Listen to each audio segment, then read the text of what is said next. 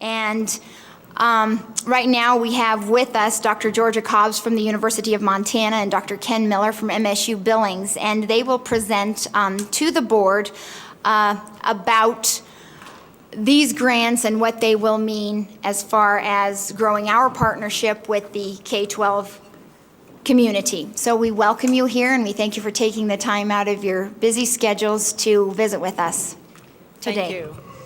As Angela said, I am Dr. Georgia Cobbs, University of Montana, Missoula, and I'm in the Curriculum and Instruction Department, and we wrote this OPI grant. It was a competitive grant, and I am pleased to be working with Bozeman, and there's a little skirmish this weekend, but we don't have the skirmish between us. We have a great partnership, and if we could have the document pulled up, please. Thank you. And so I will be sharing that, but I got the math grant from OPI, and Dr. Ken Miller got the science, so I'm going to let him go ahead. Thank you, Madam Chair, Regents. My name's Ken Miller, and my wife asked me what I was going to do this today, and I said I have a 10-minute presentation on the grant, and she said, well, how are you going to make something as long, tedious, and winded as you usually do? How are you going to make it in 10 minutes? And I think she's the oncology research nurse. I think she missed her calling. She should have been a comedian. We have two big grants, and these grants both come from from another previous grant in the state, and they have merged, and they're built upon from grants that we've had in the past. And one of the things that we're trying to do is to increase the number of STEM teachers in the state. And that's very important, and it's a major thrust by the Office of Public Instruction as well as the university system, is to create more STEM teachers and to create more STEM jobs and people in those STEM jobs. So if I could get the next slide. On the science side, we partnered with Montana Tech in a grant that they had previously called the Clarks Fork Watershed Project. And MSU Billings had a grant called the PRISM Grant, which basically was a partnership to reform inquiry-based science in Montana.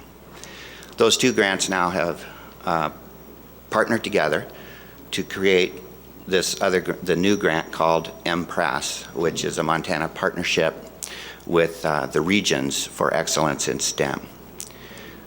So basically, the whole premise of MPRESS is to help teachers in the state to look at what's going on in the area of science and to begin to develop a movement towards what is similar to the Common Core.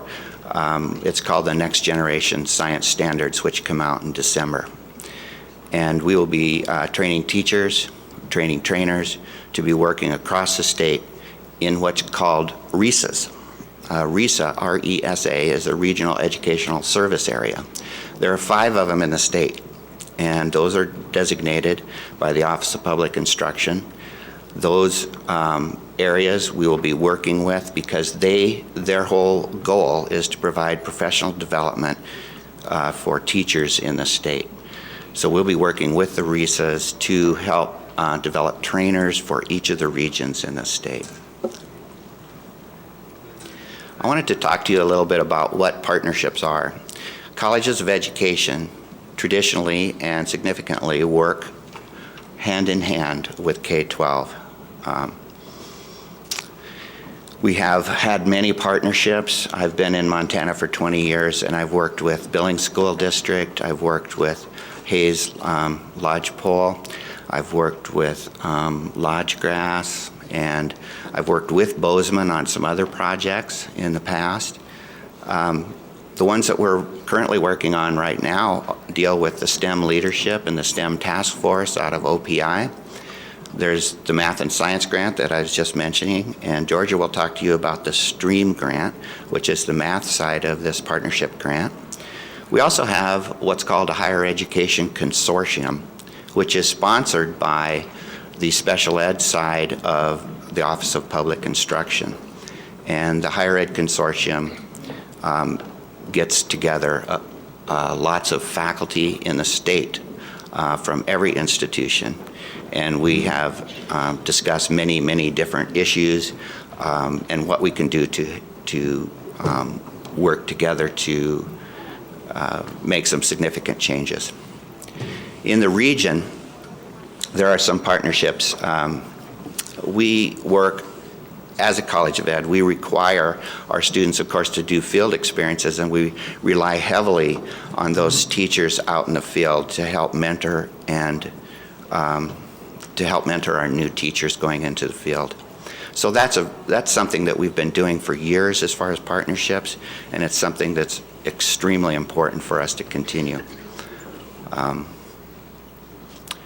So I think with that, we have a next slide, and this is the partners that we have are working together with the science side. As you can see, there's quite a few of them, and we'll be pulling a lot of those people together in a planning team meeting. It's called a core planning group, and we also have a leadership team that has some of those partners involved with that. So this group we'll be working with. Next slide, please. Okay. And so Georgia's going to talk about the mathematics side of this grant. Thank you, Ken.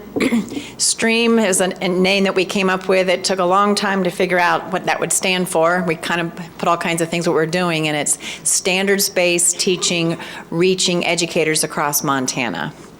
And it fits with Montana, of course, and then the Double Mountains. We had the Double Mountains be Montana and math, so we kind of left that alone. We didn't want to have an M squared on it. That'd be too techy. But anyway, that you can see the team that we have, and right there we have quite a nice partnership going on between Bozeman, Missoula, and also Billings Public Schools. And yesterday, we had a meeting on Hangout, Google Hangout, and it was a nice way to collaborate. Skype doesn't work for us, but Google Hangout is a nice way to begin our techie way to talk. So if we could have the next slide. And this is the overarching, our advisory board is the core planning team. And we had a meeting a couple of weeks ago in Bozeman, and we brought 12 partners together from schools such as Conrad Schools and Target Range here in Missoula, and Billings represented, to help us kind of focus where we want to go with different things. And as you can see, we had different the educational associations, the LEAs, and then the building principals and some district superintendents. And we try to have all different sizes of schools as well. So we don't just one size fits all, because we know Billings, what works for Billings may not work for Rocky Boy or things like that. So, and we also have a project evaluator on our team. And so there you have the listing of 16 different school districts, and Conrad is one of them. And I don't have all 16 memorized, sorry for that one. But they are those different sizes. And then the two universities, of course, and then the RESAs, as Ken had mentioned, the regional areas around Montana. So we are reaching out and have different leadership staff, and then our project manager who is out of building schools. And then here's a nice little icon to show you how we have things structured. OPI and the MSP grant is kind of at the overarching, to me it should be an umbrella over the entire project, but we wouldn't be here without them. Thankfully, they funded our project. And then our evaluator, of course, is making sure we're on task. But then we have our leadership team, which I'm one of the 4 people on that. And then our core team, and then our RESAs are there. And then we will have design teams to be developing online modules. And then our mentor teachers will be working with schools in, the K-12 schools across Montana. So it's kind of a nice little icon to see how things are. And so here is another little icon to how we're going to develop. We'll create and maintain these environmental change for collaboration, starting with the administration. So we are working together, but then the seed teachers will be developing these online modules we're hoping to put up. We're not sure where they're going to house them yet, but then the classroom teacher will be able to access that and will be able to hopefully change the teaching, the mathematical practices that are happening with the Common Core standards coming out. And then, of course, the ultimate goal is to help the students in the field, because we want to include more of the STEM initiative and whatnot. So it's going to be a nice K-12 partnership there. So it's a nice little nutshell. Any questions? Thank you, Dr. Cobbs. Are there questions or comments from members of the board? Madam Chair, Regent Williams. I know this suggestion is a little late to you. I've made it to others, and that is that I've always thought that STEM should have been STEAM, adding the arts. The comprehensive thinking that's required to consistently produce good art is the same, in many ways, same kind of thinking that scientists need, mathematicians need. So it seems to me the inclusion of the arts, perhaps too late, but the inclusion of the arts in some of your subgroups there, whether it's the Montana Council of the Arts or, an Arts Teachers Association, I think would just give increased value to your fine efforts. I think it's a very good comment, and I think it will be included because mathematics is an overarching topic that art is a component of mathematics in my beliefs. So I do see music and art and math also are a nice blend. So I see that as something that could indeed happen just naturally. Because one of the things about the Common Core is to make applications to real life, and mathematics is a nice language that helps the music and the arts field. So point well taken. So thank you. Thank you very much. I appreciate that positive response. I'd kind of like to add to that, too. In the new science standards that are coming out, they have what's called cross-cutting concepts. And those concepts deal with all the different disciplines and how they relate to science. Huh. It's really going to be an interesting implementation time for us in the state and in the nation, actually, because it really turns what's going on in the science classrooms upside down and makes it more integrated, more interdisciplinary, and it should do what you're talking about. I'm really glad to know that. Thanks for that information. A great question, and I think that's one of the things that is so exciting, I think, specifically about the English Language Arts Standards, is that they are so integrated, and they force English and language arts to be approached from every content area.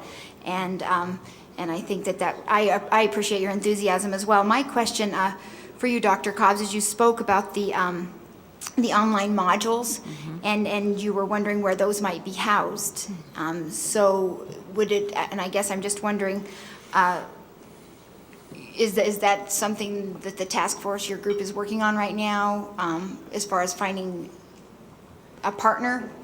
It's not a partner, because I know Anaconda Schools is one of our wonderful partners, but it's a matter of where we will house it, that the entire state can have access to it, and possibly OPI might be a good place for it, because if we have it at one of the universities, then it might be problematic for others to access it, but if it's at OPI, then it would be more of a statewide thing. So yes, and that's something we haven't gotten to that hurdle yet. We're going to be developing them, so we will be looking for ways to house it, but yes, that's a very good comment, yes. I appreciate the thought. I think OPI would work very well as a repository for all of those. Steve? This is an example of many, many partnerships that we have between OPI and higher education. And Superintendent Juneau is committed to this relationship, and kudos to the Office of Commissioner of Higher Ed, Chairman Christian, and Dr. John Seck for the efforts that have been made between our two agencies to increase collaboration and increase the work that we're doing together. We're committed to this. I think it's as strong as it's ever been. I think it'll get stronger. I would mention, too, one other partnership that we've got going is a state consortium on educator effectiveness. This is a consortium that involves the deans of education of all the institutions in the state that produce educators and educational leaders. And one of the things that's come out of this is some national travel.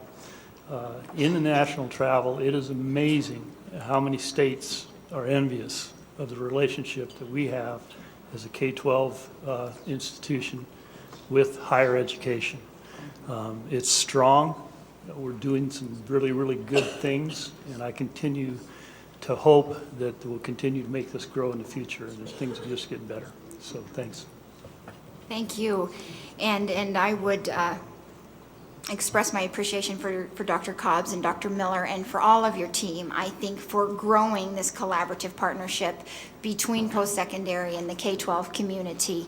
And I look forward to seeing some of these modules and seeing some of the great work and its ability to transform teaching and also to transform the way that our students are learning. And I'm confident that what you've put together will do both. And on behalf of the board, on behalf of the commissioner and his staff, we thank you and wish your team well as you move forward. And thank you for making time to come visit with us today. Thank you. Thank you. Thank you very much.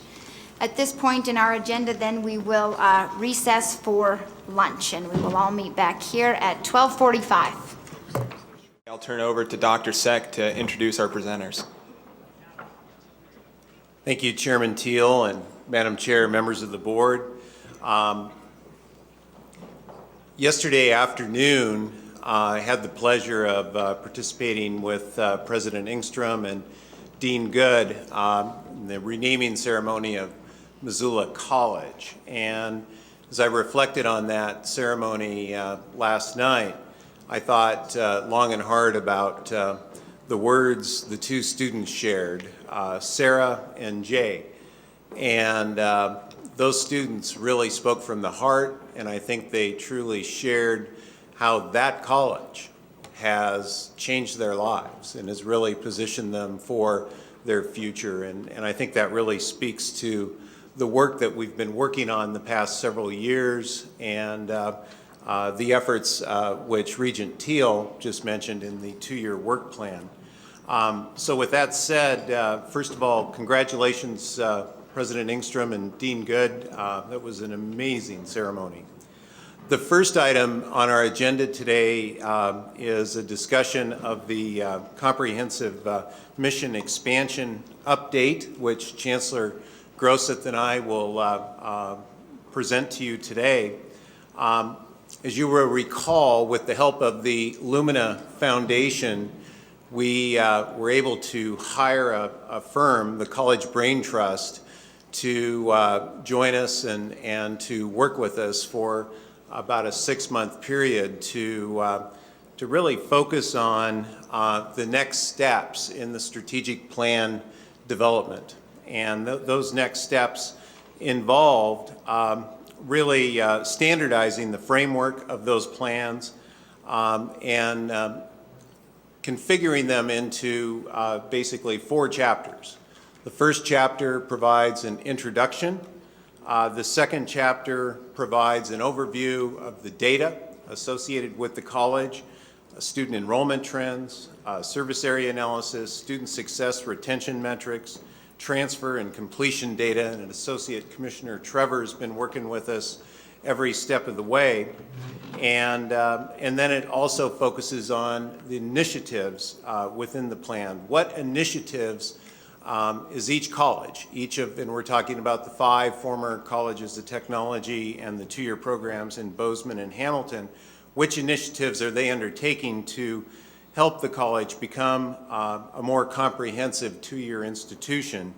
And we've asked that each of those initiatives be laid out with guidelines that are measurable, that indicate the responsible party, identify required resources, and provide completion dates. And we want to show the linkage with the College Now strategies, and we also want to show and have integrated within this the branding, the rebranding of the institutions, and the development of a statewide 2-year education message, which you'll hear more about in a few moments.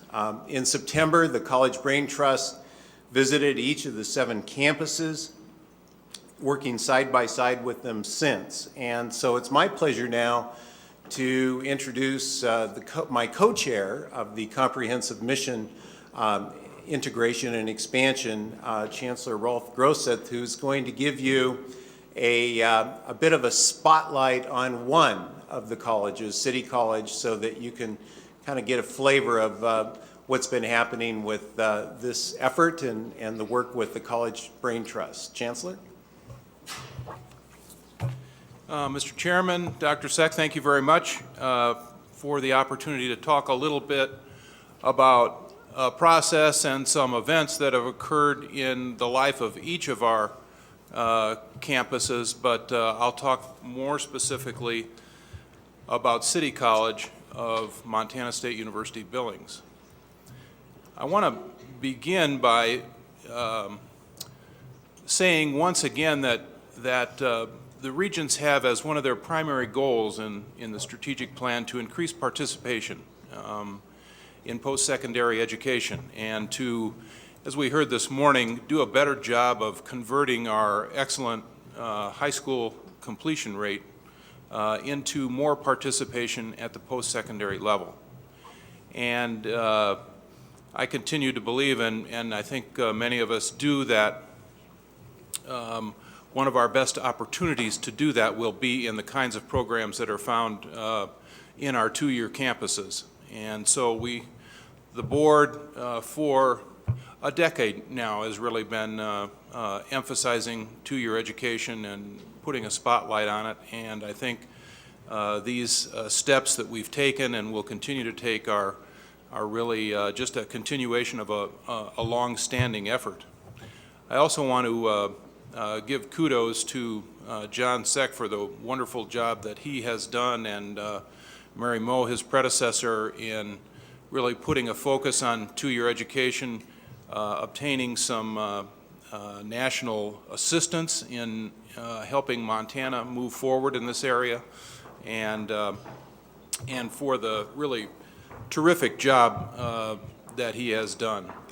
All of our campuses are kind of on the same path here, but we're not exactly moving forward in lockstep. We're going through the same steps, but we're all at different places along the path, and we've just, I think, we're almost finished with some of these coming out events in terms of changing our names and signaling to our communities that there will be an expansion in the missions of our campuses. John talked a little bit about the work that College Brain Trust has done, and they have really done a wonderful job of setting up some standards for us in terms of creating documents that the board can use and look at to easily compare the progress of one campus against another and against its own particular goals. I want to talk a little bit about some of the things that we've done at City College. The naming event for us came on October 24th, and it followed quite a lot of work in terms of achieving some baseline data as required by the College Brain Trust model, working with a rebranding task force, which each of the campuses had, and which was charged with coming up with an identity that we could use to implement the board's direction to us, that our new names reflect our location, our mission, and our affiliation. And I think you'll see some of the work that has been done by some of the campuses here in just a minute. I want to spotlight some of the work that College Brain Trust did with us in helping us format some initiatives that we will be working on over the next coming months. And City College has 15 initiatives. Dean Riley, of course, had quite a few more, but we were counseled to limit it to 15 or so that we could really make progress on. And just to give you an example of how we will be looking at these, one of the initiatives is to develop additional pathways towards credentials, either new certificates or developing a certificate where we currently only have an associate's degree. In some cases, we will even be rethinking our credentials to perhaps look at a model where we would be integrating with industry to a greater extent and combining our work in the classroom with actual work in industries, not quite like an internship, but more perhaps on a European model where we would be working even more closely with industries to produce workers for them. Both we and Great Falls College are working with some industries in our communities, particularly in the welding and fitting areas, to work on some of those areas. And so one of our goals is to develop more enrollment. We will be adding general education classes at different times so that people who are working particular shifts can complete some general education courses either in the morning, afternoon, or evening, and those will be relied upon by students. We'll continue them and make sure that we will be enrolling more students in that way and kind of giving our communities the confidence to do that. As we bring our new Degree Works program online, we will be able to identify students who perhaps have entered in a 4-year program, have enough degrees to get an associate's degree, but haven't yet gotten that, and we'll be working with students or with people in our community, particularly with our larger employers, to see where we can move adults along the education continuum. We have received feedback from the College Brain Trust, and in some cases it's very pointed, and I thought I was reading comments from Ms. Halstead, my 5th grade teacher, about using more action verbs and this kind of thing, but they were very specific about what they wanted, and I think that's been good for us, and I think it will be good for you as regents, because you'll be really comparing documents that are very similar in their nature as we move forward, and you'll be able to judge us on our progress. We want to increase our participation rate. That's the objective, to get more people into post-secondary education and to make Montana more toward the mainstream in not only in the participation rate of our traditional age students, but also of our adults. So I think those are some of the things that we've been doing at City College, and I really, again, appreciate the path that the board has set us on, the direction that Deputy Commissioner Seck has given us, and also the help from outside agencies that have been deployed to help us. Thank you. Any questions? Are there any questions from members of the board? Thank you, Mr. Chairman. Yeah, thank you, Jim. And before we move on, I just want to make sure that to thank the College Brain Trust and the Lumina Foundation. I mean, this is really good work that has apparently moved a lot since we last had an update, and it's exciting to see that. So I'll turn things back to Dr. Seck. Thank you, and I also want to just express sincere thanks and appreciation to the deans and CEOs of the 2-year colleges and their respective chancellors, provosts, and presidents for the incredible work and support that's been going on with this. So thank you very much. The second item deals with improving outreach to adult learners. And Susan Jones and Dean Hayatella are with us today, and they're going to talk about efforts underway through the Adult Learners Work Group, which is a part of College Now, to help our system reach out and provide flexible post-secondary education options for a huge segment of our population. As we discovered from the 2010 census, we have about 135,000 people in Montana aged 25 to 64 who have earned some college but attained no degree.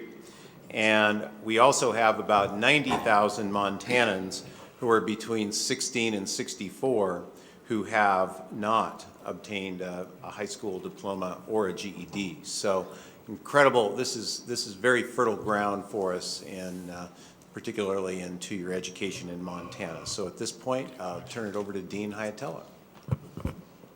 Good afternoon. I'm Bob Hietala, the Dean of Gallatin College. I want to thank the chairman and Dr. Seck for letting us provide you with an update here on our work in terms of reaching out to adult learners in our two-year education system. John had mentioned the naming event last night at Missoula College, and the two students that spoke were great representatives of the kind of adults we serve around the state. So if you'll go to the next slide, please. As you will remember from the comprehensive two-year education mission, which the board approved, being adult-focused and providing accessible learning was identified as one of the key attributes of the comprehensive two-year education mission. Next slide. So back in the summer of 2011, we put together a committee to start looking at how we're serving adult students across the two-year system. We spent some time digging into relevant data that Tyler Trevor pulled in terms of adult participation at our two-year colleges, and we found some interesting information. We first looked at the percent of our two-year college enrollment that is made up of non-traditional students. And we found that we are pretty close to our witchy peers when you look at this measure. As you can see on the slide, 45% of the Montana two-year enrollment is made up of non-traditional students. And that's similar to the 45% that our witchy peers experience. When you look individually at campuses, you'll see the rate varies from a low of 26% at one of the two-year campuses to a high of 52% at another campus. Next slide, please. Where we start to lag behind our peers is when we compare the number of adults we serve per 1,000 adults in Montana.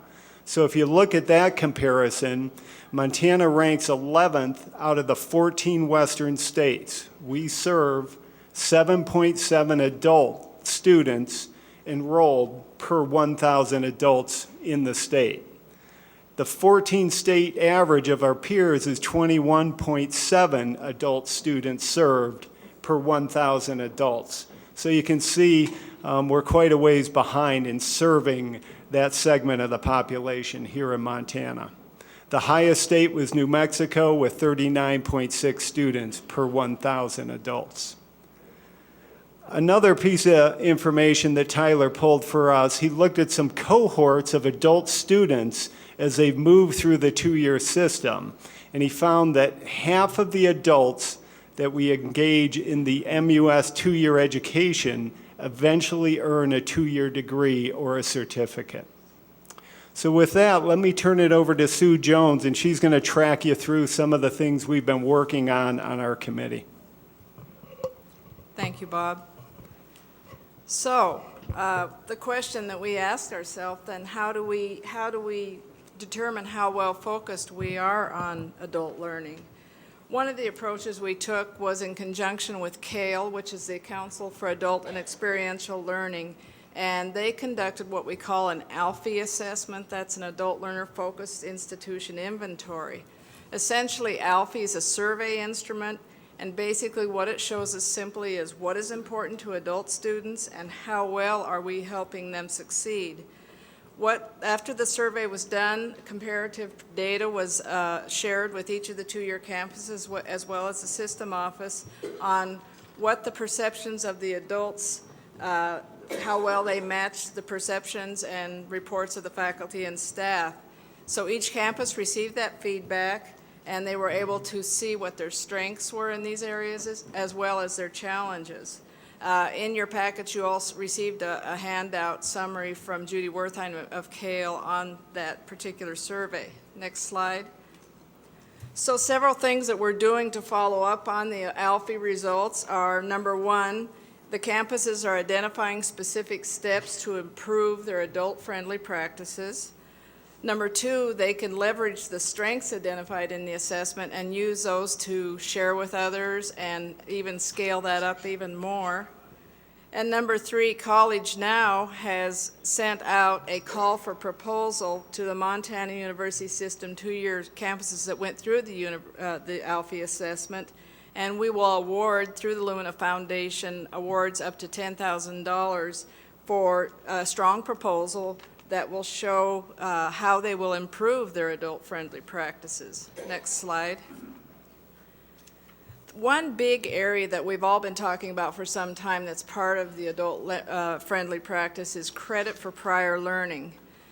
And we interchangeably, we say credit for prior learning or prior learning assessment. And essentially what that is, that's an evaluation of learning gained from life experience.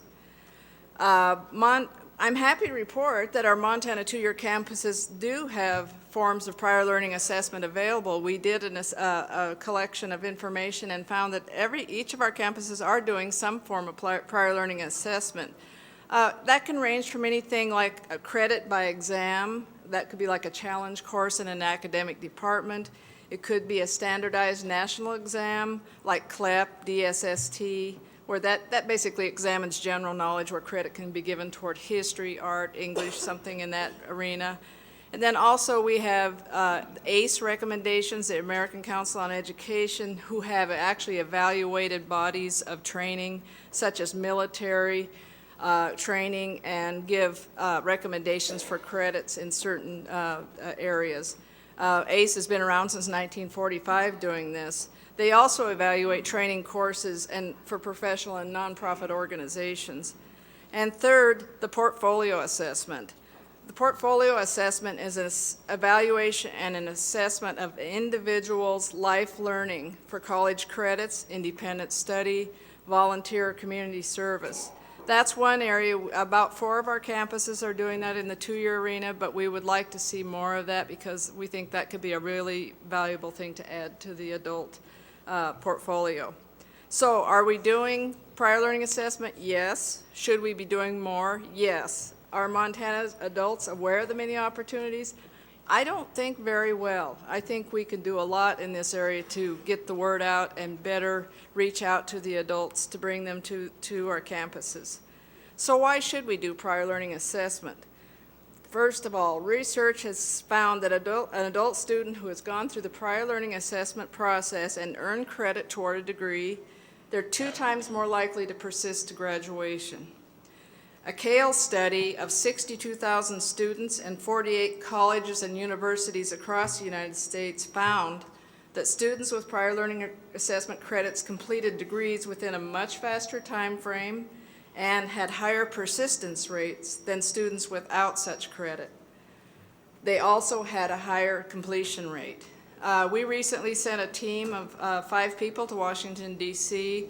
to go to the Kale conference to understand more about prior learning assessment and the portfolio assessment process. So we had a great opportunity to learn more about how to do this in a broader fashion.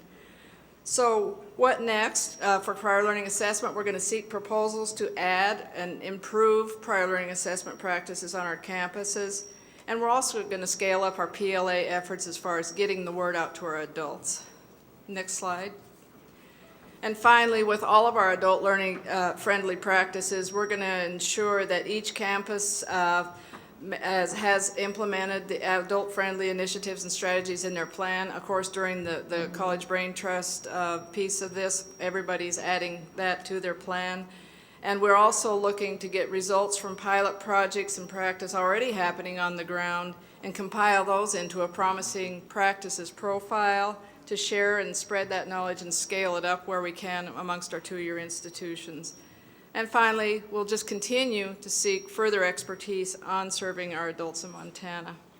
With that, we'll be glad to entertain any questions or comments you might have. Thank you, Sue and Bob. Are there questions or comments? Yes, Commissioner Christian. I would simply comment, I know Regent Krause isn't here, but if he was, I could tell you what he would say, and that is, we mentioned veterans, but that is an area that he's very passionate about, asks about a lot, and you know, I think this is an area where we can really reach out to men and women that serve this country and try to do some good things there and encourage them back to school and encourage them on their way and help them along that way and give them credit for the learning that they've experienced, which is probably in many cases far more than you can do in the classroom. And it's just the right thing to do, and it can really help some students. And I would really like to see us push in that direction. And I know Regent Krause mentions it often and would like to see us push in that direction as well. Absolutely. Regent Buchanan. Thank you, Chairman Teal. You're right, I talked to Regent Krause this morning, and he said, please weigh in on exactly this, the assessment level. And I was encouraged visiting with Judy Hyman, who was our Lumina partner when she was in our planning session, talking about some of the assessment professionals out there that we should look into partnering with and helping us increase our inventory, and hope that we're following up on that. Deputy Commissioner Check, you and I were in an email dialogue earlier this week. One of the areas that we're seeing, especially in eastern Montana, where basic skills are in need so heavily with the oil boom, we're seeing people come in and take one or two real trade-specific courses, and then that's what they needed to go get their job, not an entire credential. And I know that we really evaluate our success on graduation rates or credential delivery. I by no means perceive that trend as a negative thing. People coming in and developing the skills in a 6-month period and finding an opportunity to apply it in a very high-paying job right away. And would encourage us to incorporate that type of thinking as we continue to move forward, because by all stretches of our strategic plan, workforce development, that is absolutely within the realm of success in my mind when it comes to that. And we get so focused on credential delivery. I don't want to lose focus on that type of, in particularly aimed at adult learners, and hope that we're giving some credit to that. And I'd given you the name of a gentleman that I know has weighed in heavily on me, and I'd appreciate it if we could maybe engage him. He's involved pretty heavily with that local workforce development task force. Thank you.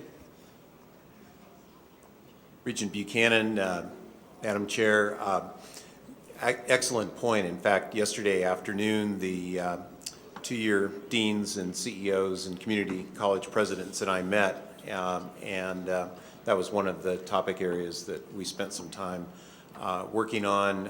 Associate Commissioner Trevor is working with us as well, and so the group has agreed to continue meeting as we work trying to address those issues and how we measure them. Other comments or questions? I have one final comment on the military training. One example they gave us too is not just necessarily waiting till the veterans come home, but actually there are cases where they're offering online credit on board a ship for a fellow in the Navy, so they can actually take courses before they even leave the service. So again, another way to just get people engaged when they're ready to be engaged. Great.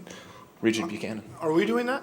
Are we initiating anything like that with our? This was from the Kale conference and looking at what some other states are doing in individual campuses. That looks like easy, low-hanging fruit to me. I mean, with as many state-based armed services efforts that we have, and we read every week about another group of National Guardsmen moving overseas. I mean, we need to, that sounds like an easy thing to capture. Yeah. I'd love to hear a report as soon as possible on how we're moving that forward. Yes. Yeah. That sort of thing has been around for decades and decades. The law school here had an accounting requirement before you could be admitted. I took my accounting courses in Germany when I was on active duty. University of Maryland is all over the place in terms of undergraduate and graduate education for service people. So the fruit isn't as low-hanging as we think it is. There's already people grabbing it, but that doesn't mean we shouldn't think about picking some ourselves. Absolutely. Other comments, questions? Seeing none, thank you both. And I'll turn it back over to Dr. Seck to introduce our next presentation. Thank you, Chairman Teal. While Tim Warner and Annie Knoll from Strategies 360 are coming forward, I'll just mention back on October 24th, I had the pleasure of traveling to Billings and being a part of the City College rollout ceremony, and it was a fantastic event. Kudos to Chancellor Groseth, Dean Riley, and Dan Carter from MSU Billings. They did a fabulous job, and a highlight, of course, was the governor's participation, and my guess is Mr. Carter was behind this, but they had the governor brand as a part of the rebranding process. He had a branding iron branding the City College logo into a piece of wood, so that was pretty cool. So at this point, I'll turn it over to Mr. Warner for an update on the rebranding process. Thank you, Chairman Thiel, Commissioner Seck. If we take a look at, my name is Tim Warner. I'm a Senior Vice President with Strategies 360, the firm retained with the College Now initiative to focus on the rebranding and renaming strategy, which is just obviously one piece of a much larger overall strategy that you've been addressing today. If you take a look at where we were as a system with the two-year brands and kind of this two-year brand a year ago, as opposed to where we are now, as a branding professional, I can tell you that I believe that you have made significant progress. And that is really a tribute to the fact that you've listened to the communities, you've really focused down and taken the extra effort to do the research to be sure that these brands are rolled out and created in a way that is focused on the prospective student and the students of all ages in the two-year audience. So I think for throughout this process, that's been impressive and not the easiest road, but taking the harder road, I think, has put us in a position to be much more effective. So to the degree that you're looking to be congratulated for that, I do congratulate you. Today, we want to show you the results of some of the work that you've done at this level and how it's being implemented on a statewide level. First of all, by showing you a couple of the three, actually, of the statewide brands that have actually been rolled out and launched in some of these events that we've been talking about throughout the day and during this presentation.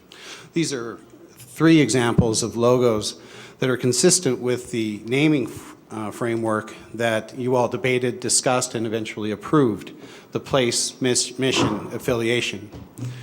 As you can see, place, mission, and affiliation, as mundane as that may sound, can actually be deployed quite dynamically, as City College, Helena College, and Highlands College have all done here.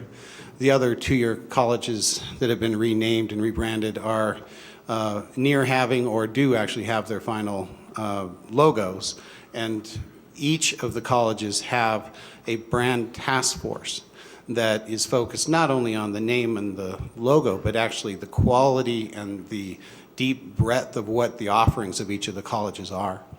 And my colleague Annie Knoll is going to address some of those.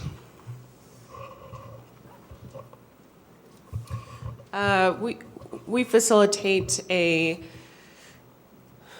regular biweekly meeting with all of the college deans to receive an update on their rebranding status and progress. And so I'm going to just do a brief overview of the progress for each college. For Helena College, they have initiated a marketing campaign, and they're currently raising Helena College's profile by fostering community relationships with K through 12 school system, as well as state, local, and regional businesses. We've seen their marketing campaign all over Helena, so that's been really exciting. Highlands College, as you know, presented their name to the community in September, and they continue to highlight their expanded comprehensive mission through community outreach projects and service. Rolf presented a good update on City College, so we'll move forward to Missoula College. Many of you were able to attend the naming dedication last night. We were very, very pleased. Wonderful list of speakers and participation by students. In Great Falls, they're in the final stages of approvals on their logo. Susan Wolf has the logo with her, and I'm sure she'd be happy to show you it. It is in the final stages of approvals right now.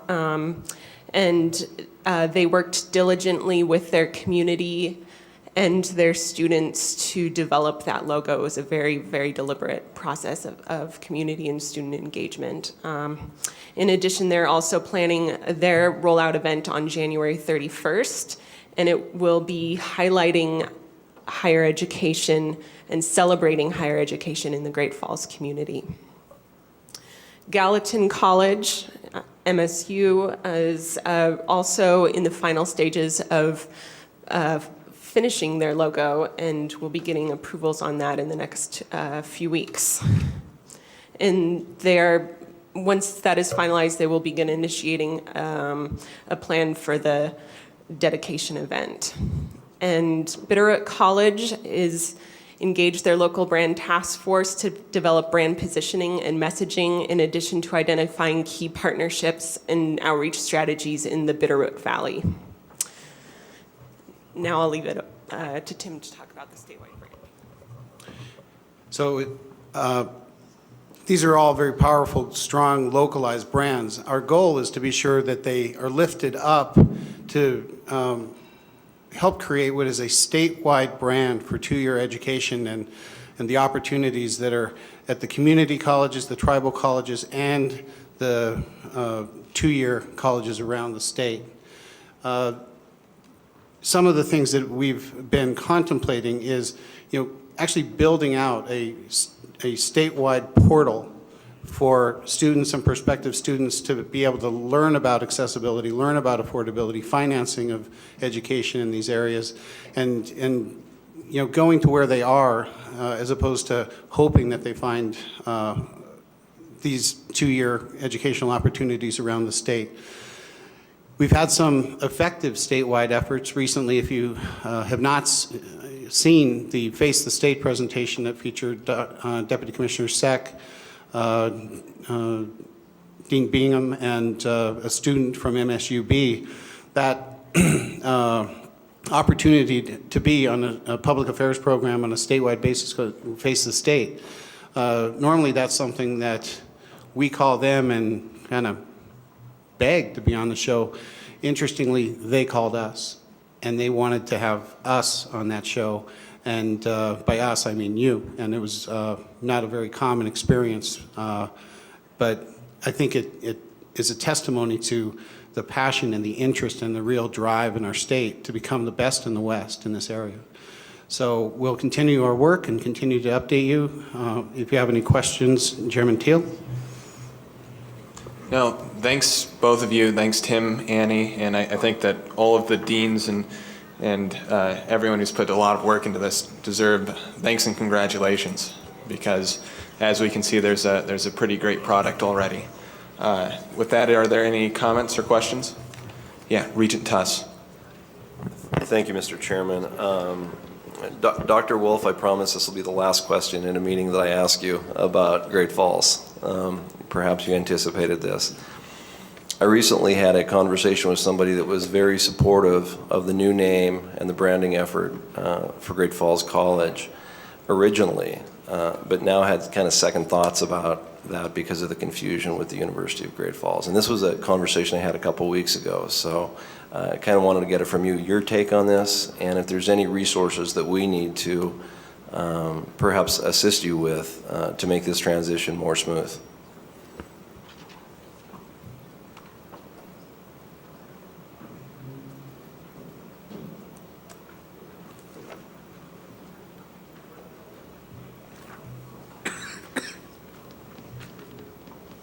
Is it on? Yep.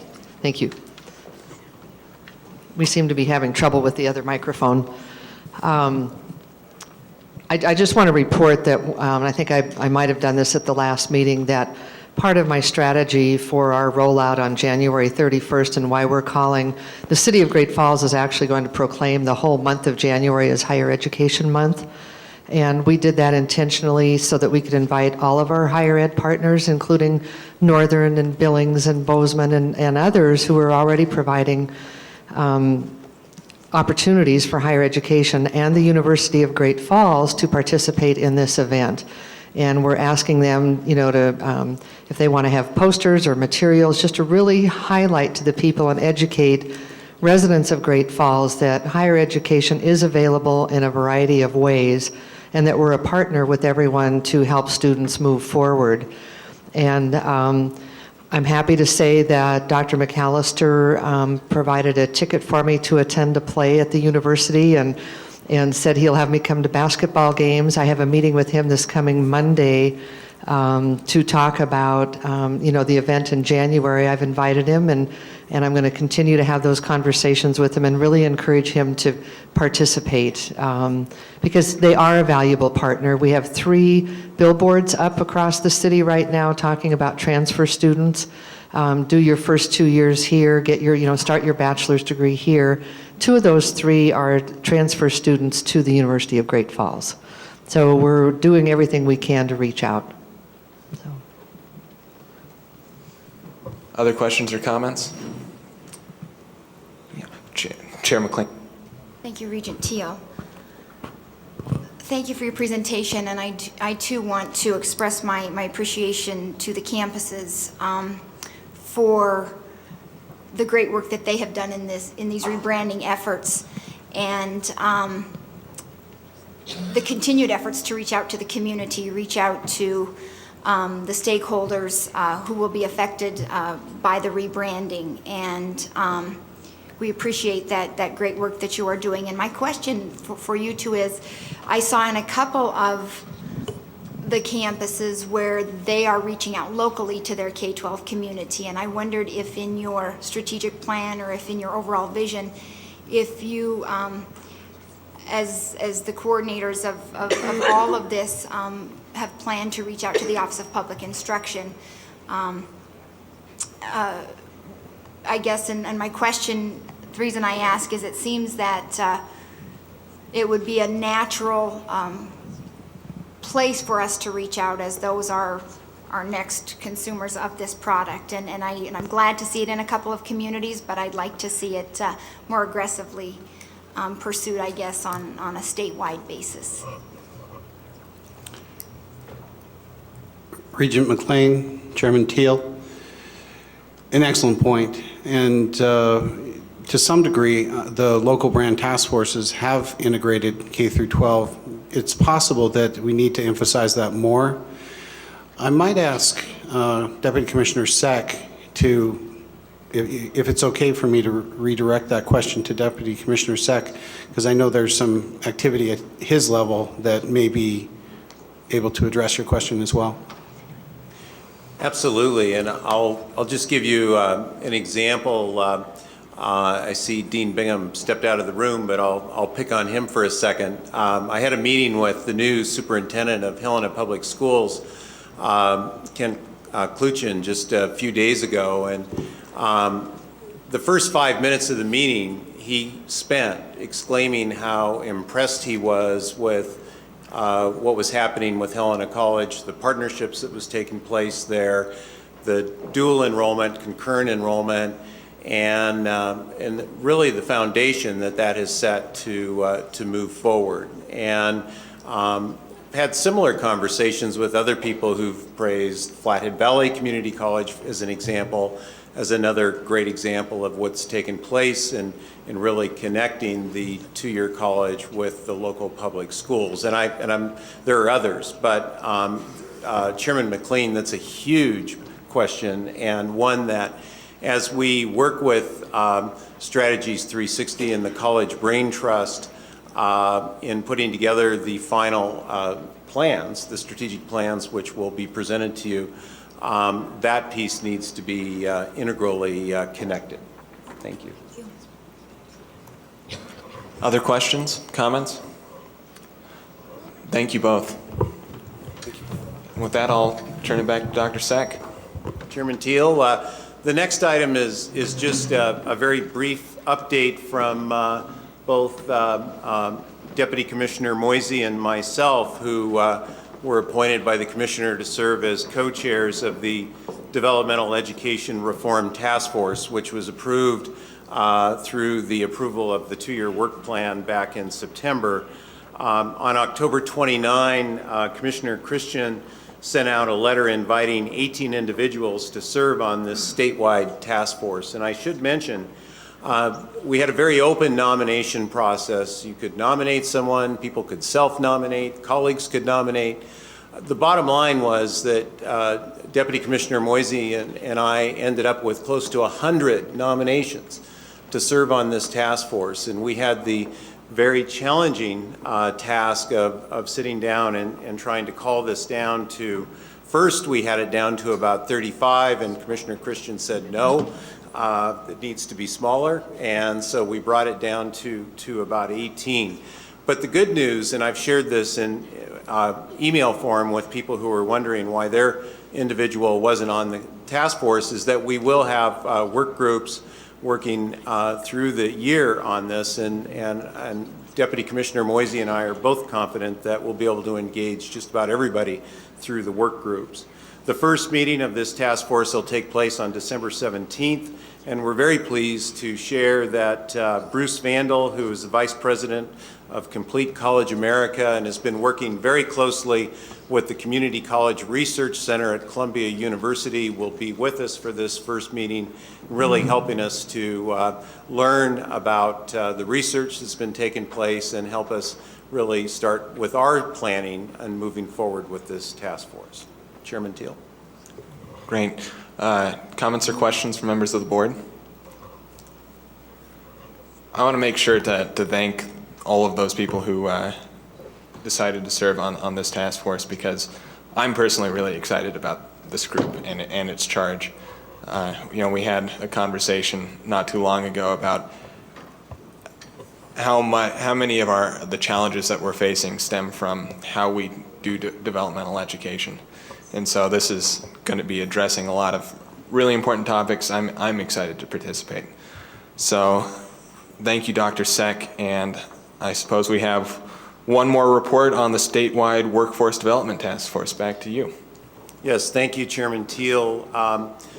About 3 weeks ago, President Cruzado and I convened the steering committee of the Workforce Development Task Force via conference call. The commissioner joined us, and we're beginning to work on our plan for the next steps in moving forward.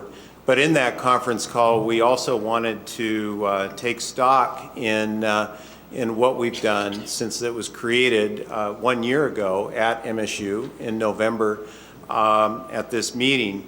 And I think some exciting things have happened. One of the things that was an outgrowth of the work that we did last spring and early summer, so the commissioner wanted to take a trip out to eastern Montana and to Williston, and Regent Krause wanted to be involved with that as well. So the commissioner, Regent Krause, and I took a field trip a few weeks ago to ended up in Miles City, Glendive, Sydney, and in the Williston area. And the commissioner will share with you some highlights from that trip.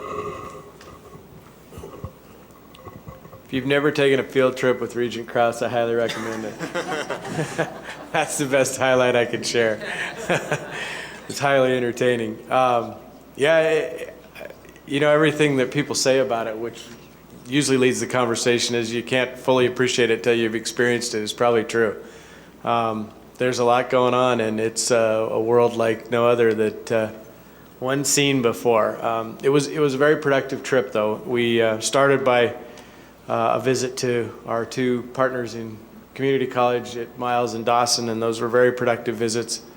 Good things going on, great assets we have in those two institutions, and the partnership with them. And we need to make sure, as we've spoke, that those stay strong as they're an integral part of education in Montana, and yet they face a lot of challenges, which is really highlighted by that region. I think Regent Williams said this morning that the oil boom's having an impact, and it's pretty widespread, and so it presents some challenges. But as all things, it presents some opportunities. I think we have a lot to learn, frankly, from our partners in North Dakota.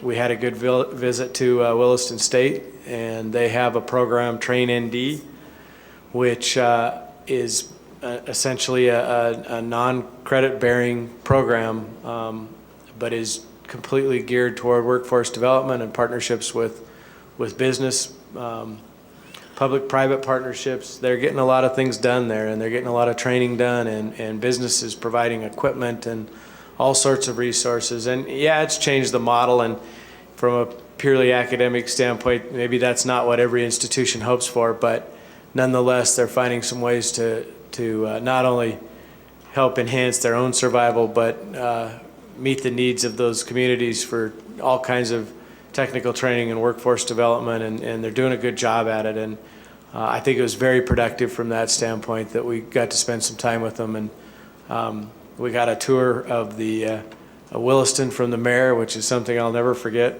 for a variety of reasons, which I'll have to share at a later date, but it was highly entertaining. But they're doing good things, and they're meeting the challenges, and I think there are some things we can learn from there, and I think this state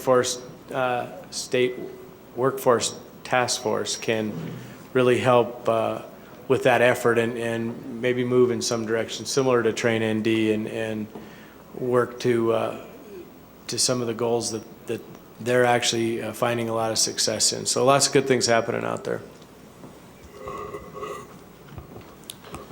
Thanks, Commissioner. On that note, I'll just add, I learned today from a press release that Continental Resources has made an award of $10 million to the higher ed institutions in North Dakota this week to help foster training and development. So that's, as we look at as President Cruzado and I and the committee look at our work plan, resource development is a definite piece of that, because we have huge needs in Montana to move forward with that. I do want to offer a shout out to Chancellor Limbaugh and President Hickswa, who's coming forward, and to their staff for putting together this brochure, which was funded from a grant from Senator Baucus. And this brochure is on its way across all of Montana, and particularly eastern Montana, and we're in the process of working to set up a website as well. I also want to offer a shout out to Dr. David Hall, who worked with all of the two-year leaders, including the tribal colleges in the state, to complete an inventory of non-credit workforce training, which is available and can be made available in a Train North Dakota type of fashion. And that's on your website as well. And then finally, would like to before I turn it over to Stephanie, at the Workforce Development Task Force meeting we held in Helena in May, we talked about identifying a single institution in eastern Montana to kind of be the ground point for that part of the state, focal point for business and industry to intersect with and to help connect training opportunities with the other two-year colleges around the state. So Stephanie raised her hand and was willing to take that on, and so we appreciate that very much, and she's here today to report on that. Thank you, Dr. Seck. We are really pleased with the information that we've gathered through this process, and what we've found is that in Montana we're very well positioned to move forward on non-credit offerings to meet the workforce demands that all of Montana will have in the upcoming years in response to the economic changes that are happening, some of which certainly is contributed to by the Bakken, but also there's some outmigration of construction workers, for example, out of the Bozeman area, and so that leaves a dearth in some of those other areas. And so there's lots of opportunity. I also wanted to let you know that as a result of the initiative from Max Baucus, we also were able to hold on our campus a workforce development and HUD meeting. So Senator Baucus put that together and invited various players to come onto the Miles Community College campus in October. No, in September. It was mid-September. And we had a nice discussion on workforce development. Chancellor Limbaugh spoke, as well as Florence Garcia, who's the president at Fort Peck Community College, and myself. And that was followed by a discussion from various representatives from the Housing and Urban Development to talk about the housing needs in eastern Montana. John also asked me to update you on some of the impacts that we've seen on our campus in particular.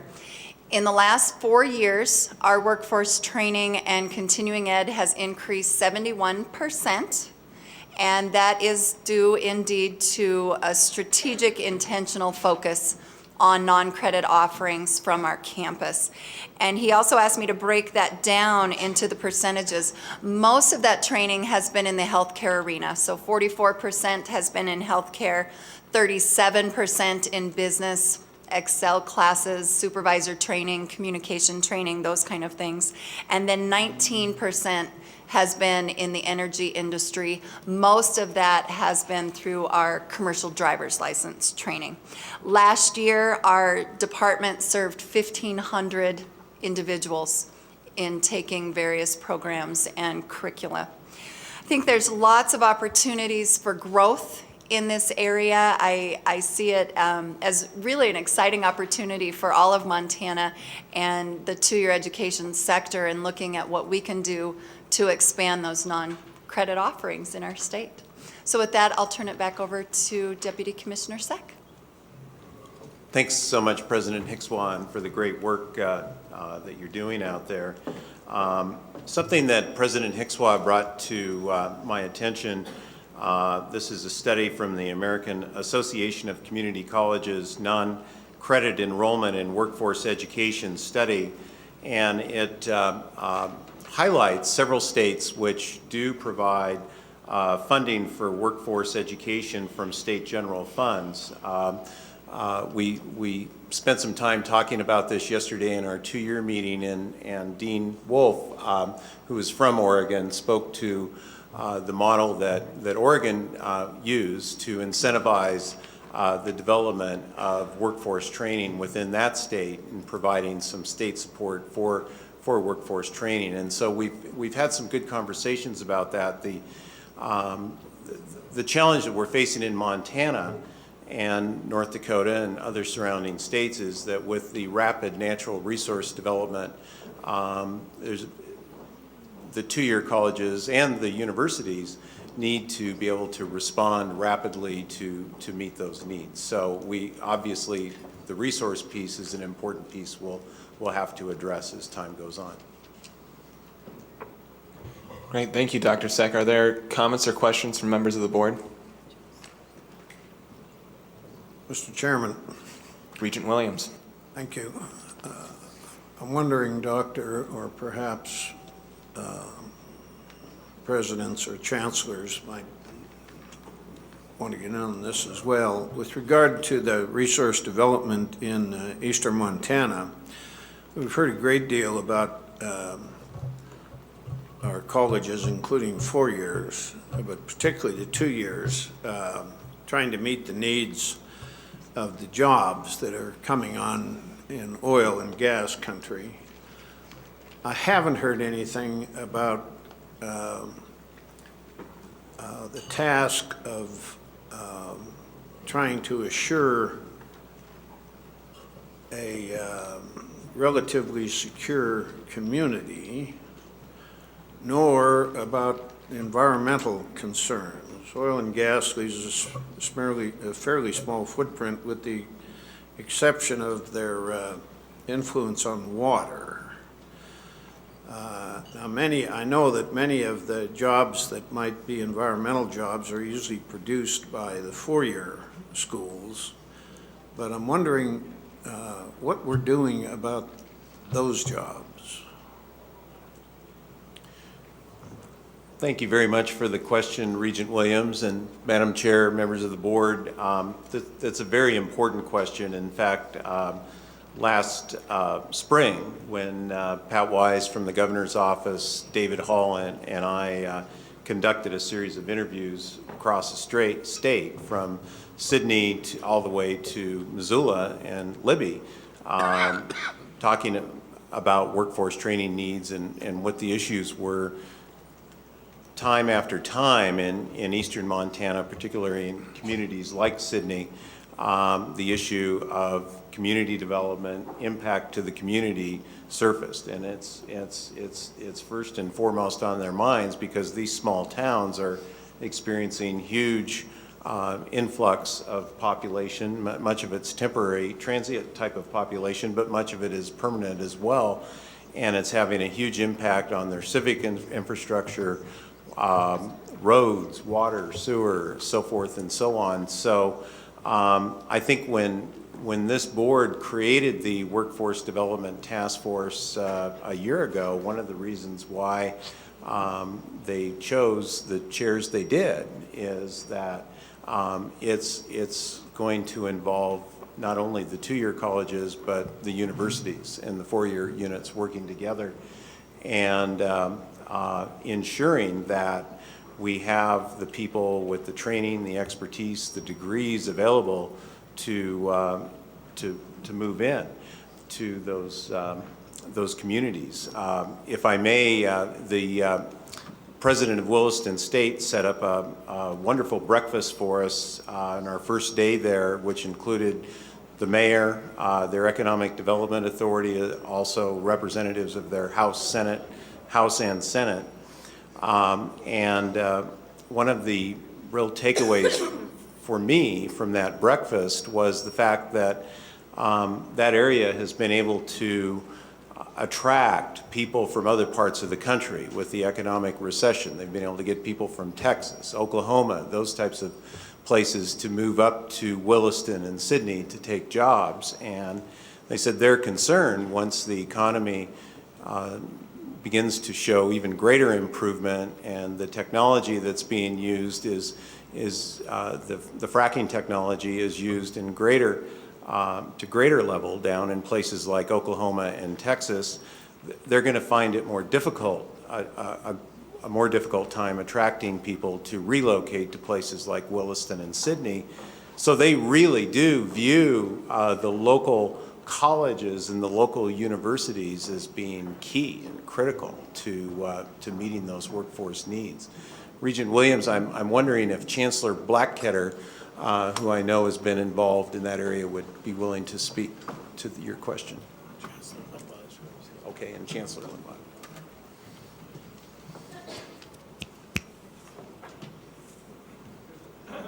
There's a certain level of skill to turn this mic on, but I think we've got it figured out. Madam Chair, Deputy Commissioner, Regent Williams. You know, I think that when you look in eastern Montana, I think you're exactly right, Regent Williams, is that there's a long-term scenario that you really want to look at. And I think the workforce development, I think, you know, as Ray Nadolny, right, at Williston State, right, I mean, he's really made a market out of that. You know, there has been some discussion I would look at in terms of, you know, how do you go out to eastern Montana and provide public education?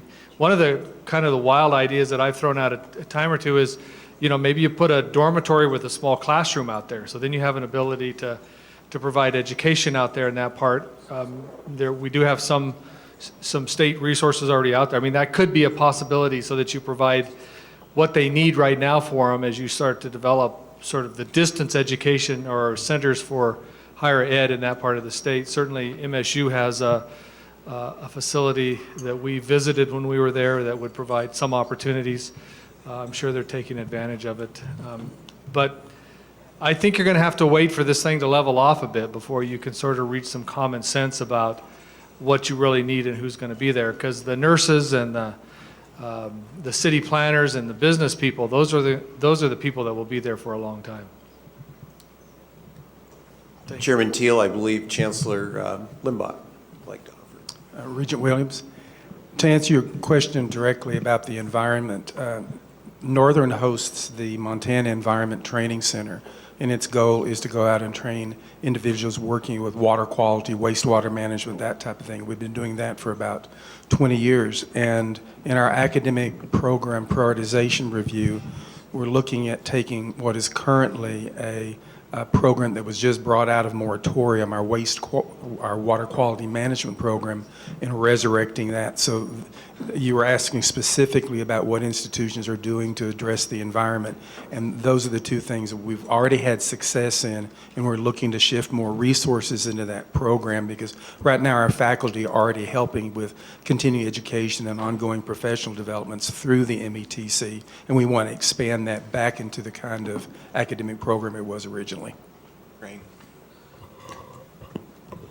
Oh, if I may conclude, Madam Chair, our colleges have become wondrous at their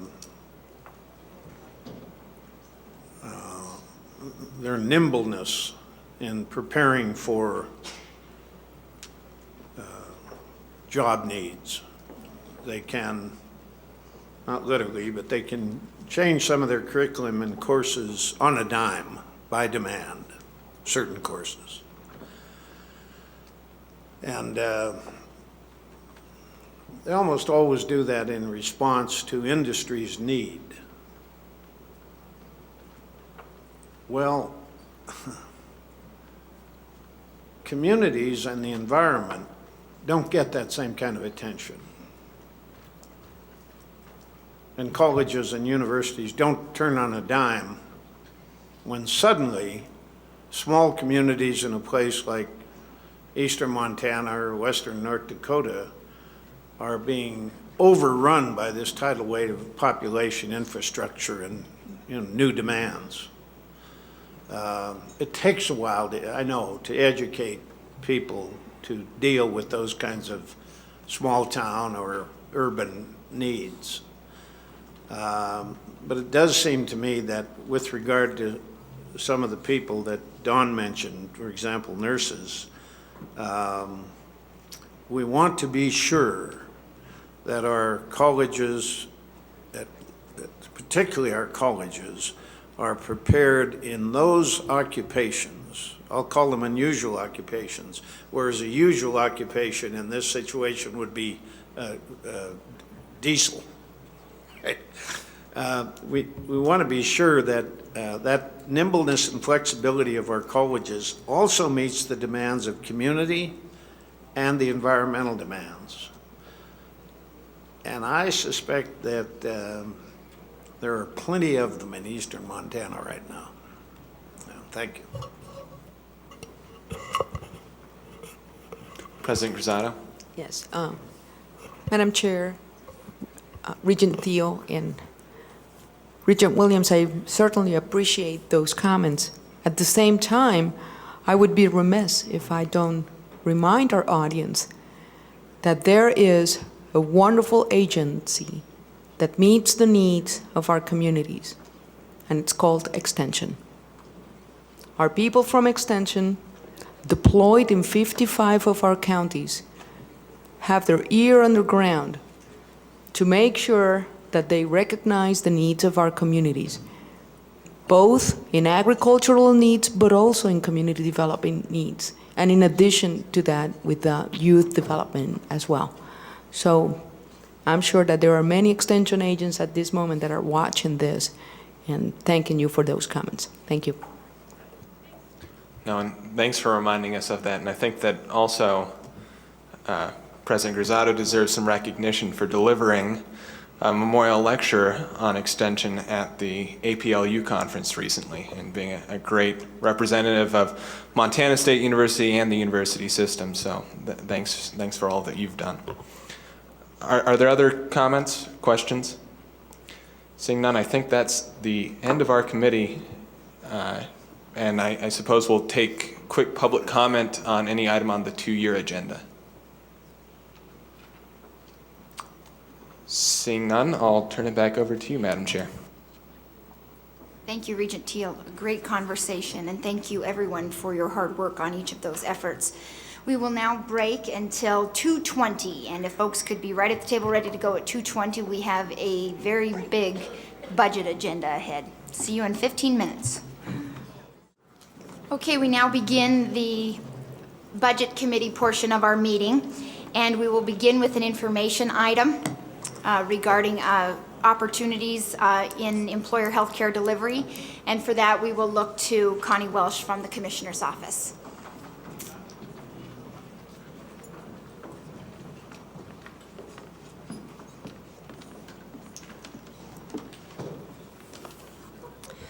Commissioner McLean, Commissioners and Regents, thank you very much. I am pleased to be here and have an opportunity to speak to you a little bit about the Montana University System Employee Benefit Plan. What I would like to do is provide a little bit of historical background and a little bit of context for the University System Plan so that I can let you know a little bit of what's happening in the world today and what we might look at in the future for healthcare delivery within not only the Montana University system, but more broadly within the entire healthcare system. So let me start first in a little background. The Montana University System Employee Benefit Plan was essentially created in the early 1980s. Prior to that time, each campus would purchase health insurance on their own. And in Montana, there were two health insurers at the time. There was a Blue Cross of Montana, and there was a Blue Shield plan, but it was called Montana Physician Service. And those were both in force until 1986. In the early 1980s, then the university system chose to create a single plan, and the advantages that provided were the ability to pool a large number of employees to purchase health insurance, the administrative efficiencies by using a single plan, and then also the standardization of benefits that were offered to employees and their families. So about 2 years after that, the university system took another step, which was to go towards self-insurance. And so they began to hold the financial risk. We held the financial risk, and we have ever since that time. The Montana University System Benefit Plan, I will assume that not everyone in the audience knows this because we unfortunately get immersed in our world, and so we assume everyone should know what the Montana University System Employee Benefit Plan is composed of, because that's pretty much the most important thing in the world.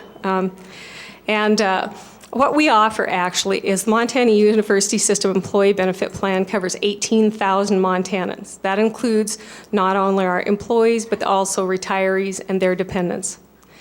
We are a cafeteria plan, so under the Internal Revenue Service Code, we are a Section 125 plan. There are two different parts of the Internal Revenue Code that deal with how healthcare plans and employers can have tax advantage.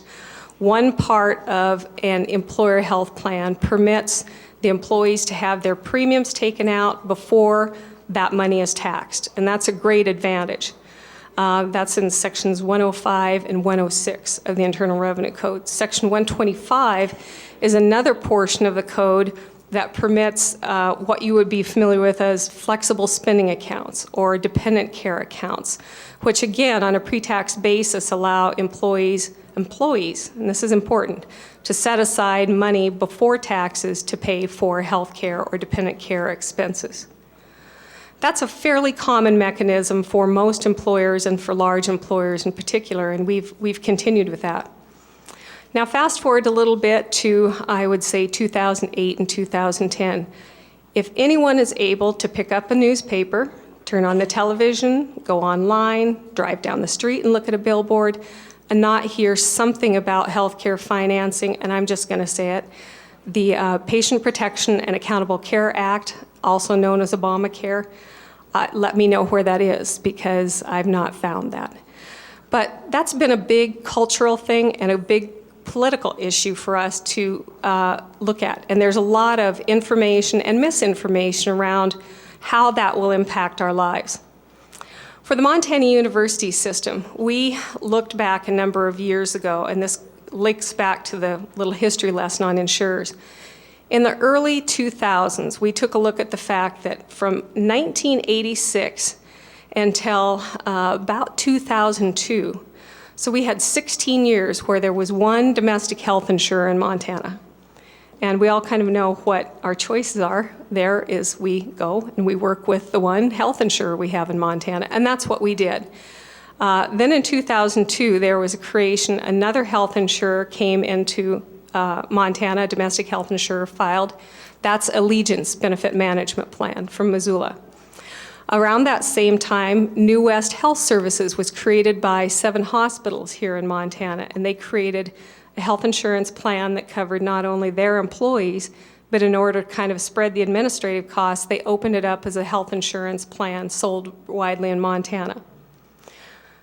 At that point, we looked, the university system said, okay, we have an opportunity for competition here, and we have an opportunity to grow some additional insurers. Now, there had been starts prior to that time that had not come to fruition for creating other health insurance companies. So we stepped up and worked with Allegiance, and we worked with New West in concert with the state employee plan and said, okay, we will be anchor tenants. We will help you get off the ground. We want you to come in and want you to be viable and an alternative and create some competition in this market. And we did. The way that we did that was essentially we created an employer health exchange. And this was before Massachusetts and the discussion of connectors. This was before certainly the Accountable Care Act and the discussion of health exchanges.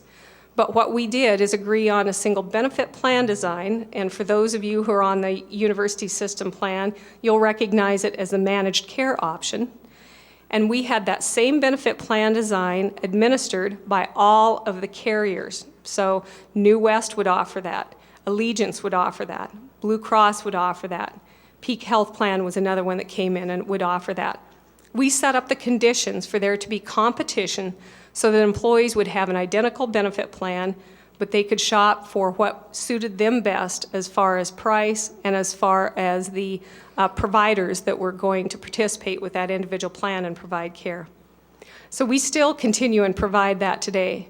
The Accountable Care Act has really changed the landscape, I think it's fair to say, in healthcare. And it was passed, I've heard it referred to as it was healthcare insurance reform, not healthcare reform. And we're an employer health plan. We're not an insurer, but we find that we are drug along in this tide. And so we're along for the ride.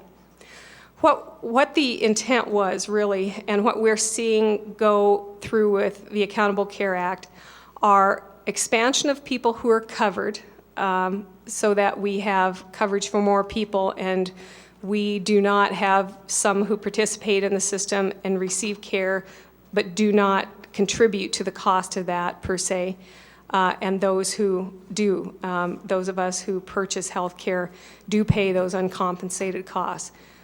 Whatever you think about that, that is one of the concepts, the fundamental concepts. The other is to expand some basic services and really kind of standardize what Americans get for health care. So you will see and have seen in the last 2 or 3 years, if you are on the university system plan, we roll out and we make changes for different things. For example, if you have children, they were able to now stay on your health plan until age 26, regardless of whether they go to school or not. That changed the world quite a bit in another part of my life. And so those kind of things are things that we don't necessarily think a lot about with the Accountable Care Act, but they had a big impact on the health insurance market and on how we consume health care. There is a package of what they will call essential benefits that you will see. So when you get your materials every spring from us, you will see that there are additional benefits added. It's not that we have just decided to go and randomly add benefits during a time when we might make other choices. It's because the Accountable Care Act is prescribing that all employer plans and insurers in the United States will offer this standard benefit. Once you have everyone covered, and you have everyone covered on the same plan, virtually, then you can start to deal with costs. That's the real long-term end game. I don't see the bill for dealing with the cost. I don't see a markup for that yet. So here we are as the employers, and we are dealing with that as employers and insurers in the market. A lot of things impacted other peripheral partners and stakeholders in the healthcare market. For example, we work with consultants to assist us in the administration of our benefits. The consultant that the Montana University System uses currently is Aon Hewitt. We've previously worked with Mercer, Milliman, you may be familiar with. They're a very well-known actuarial house. Buck Consultants, Gallagher Byerly. We've worked with a number of the large consultant houses over the years. Because of the change in the way benefits must be offered and administered now, their traditional role of helping employers like us determine what we should be offering our employees and how to offer that in a fiscally responsible manner and not have ourselves wind up in financial peril is changing. And a lot of that, that part of their job is gone, quite honestly. When somebody tells you what the benefit is and everybody's got the same benefit, you don't have the risk as much of people of adverse selection and someone paying a lot of costs in an area and someone else not paying costs. So they're changing what they're doing, and they're creating a different niche for themselves in offering certain products that will assist employers. Now, this is kind of interesting. You're a consultant who advises employers and your marketplace, and you are morphing into a business model that offers solutions for those problems. So you can kind of see where we have some care and some due diligence to do as we go through this transition. One of the things that Aon did is take a look at creating a health insurance exchange, much like the employer health plan, the university system's health plan. I have to stop a little bit and brag a little bit. We were working with Aon at that point, and those of you who are with the university system plan know we created URX, the URX pharmacy benefit plan. We essentially created an employer operated pharmacy benefit management firm. And we did that not just for costs. As an employer, our advantage is our first concern is to take care of our employees. That's different than an insurance company. Theirs is a fiscal responsibility. Ours is a human responsibility. So we created URX in order to help people have better experience with their pharmaceuticals, have better clinical outcomes, and lo and behold, for 3 years, that's saved us money. So doing the right thing saves money in healthcare. There's a little bit of a lesson there. Aon was a consultant who helped us to some extent on that as we created that at the national level. The national practice leader was a gentleman named Dr. Hitesh Patel, and he was our consultant. Wonderful gentleman, very knowledgeable. He had worked with a number of large multi-billion-dollar PBMs across the nation, and this was his toy. He was so into URX, and this was his dream of what you would do if somebody handed you the candy store. And so he was with us and worked on that. At the same time, another branch of Aon consulted with us on our healthcare plan and became familiar with what we were doing with our multiple offerings in our managed care plan.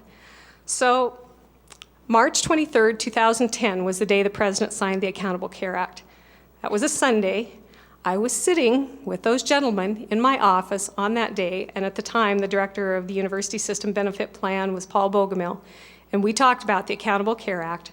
And one of the things they said is, you know, what you have done here in Montana is light years ahead, and this is what we should be doing. So here we are. 2.5 years later, Aon has rolled out a product, and we talked to them last May.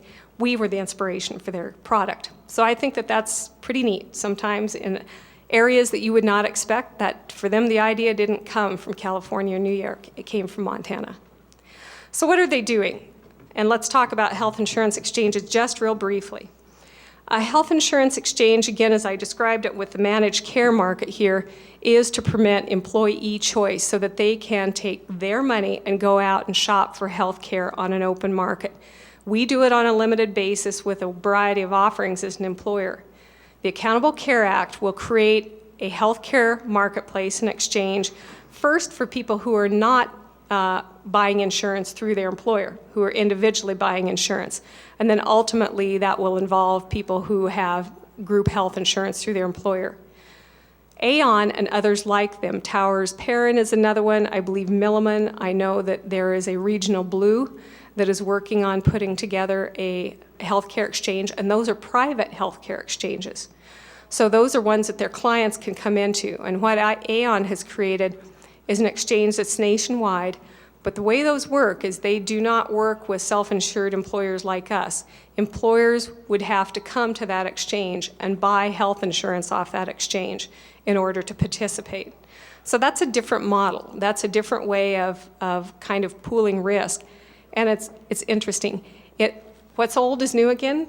That's what we did in the 1970s before we really started, this train wreck, I guess I would say, in healthcare cost by trying to control costs. We community rated and we pooled people. Guess what health insurance exchanges are?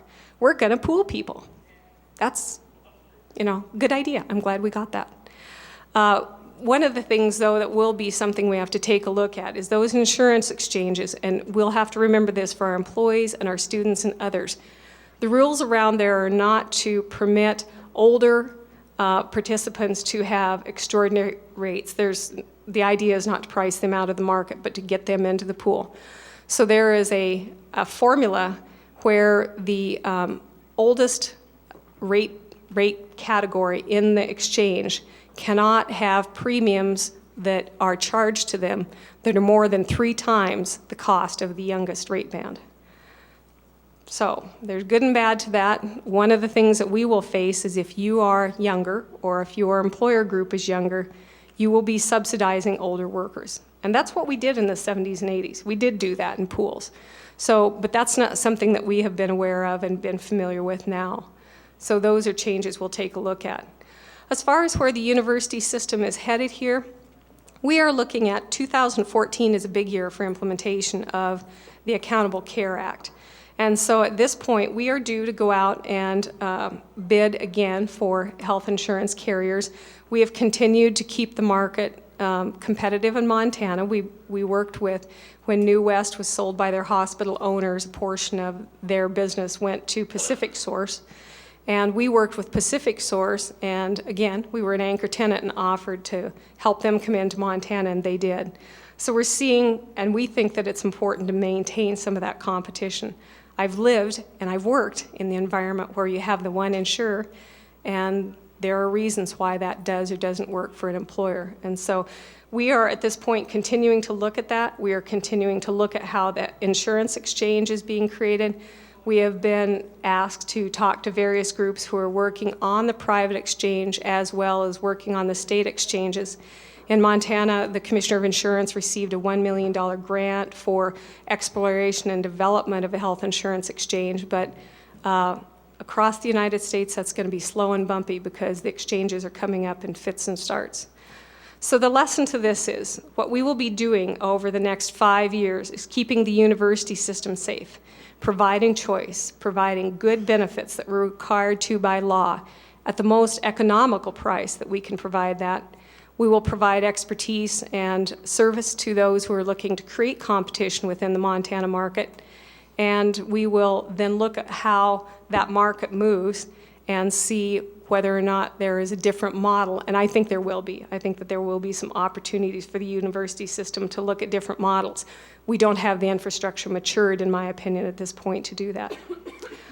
So that's a little bit of background. All I talked about was insurance exchanges and PPAC, and there's another 11,842 pages roughly. No, but it's, as you've heard, a massive bill. There are a large number of other topics, but those are for another time.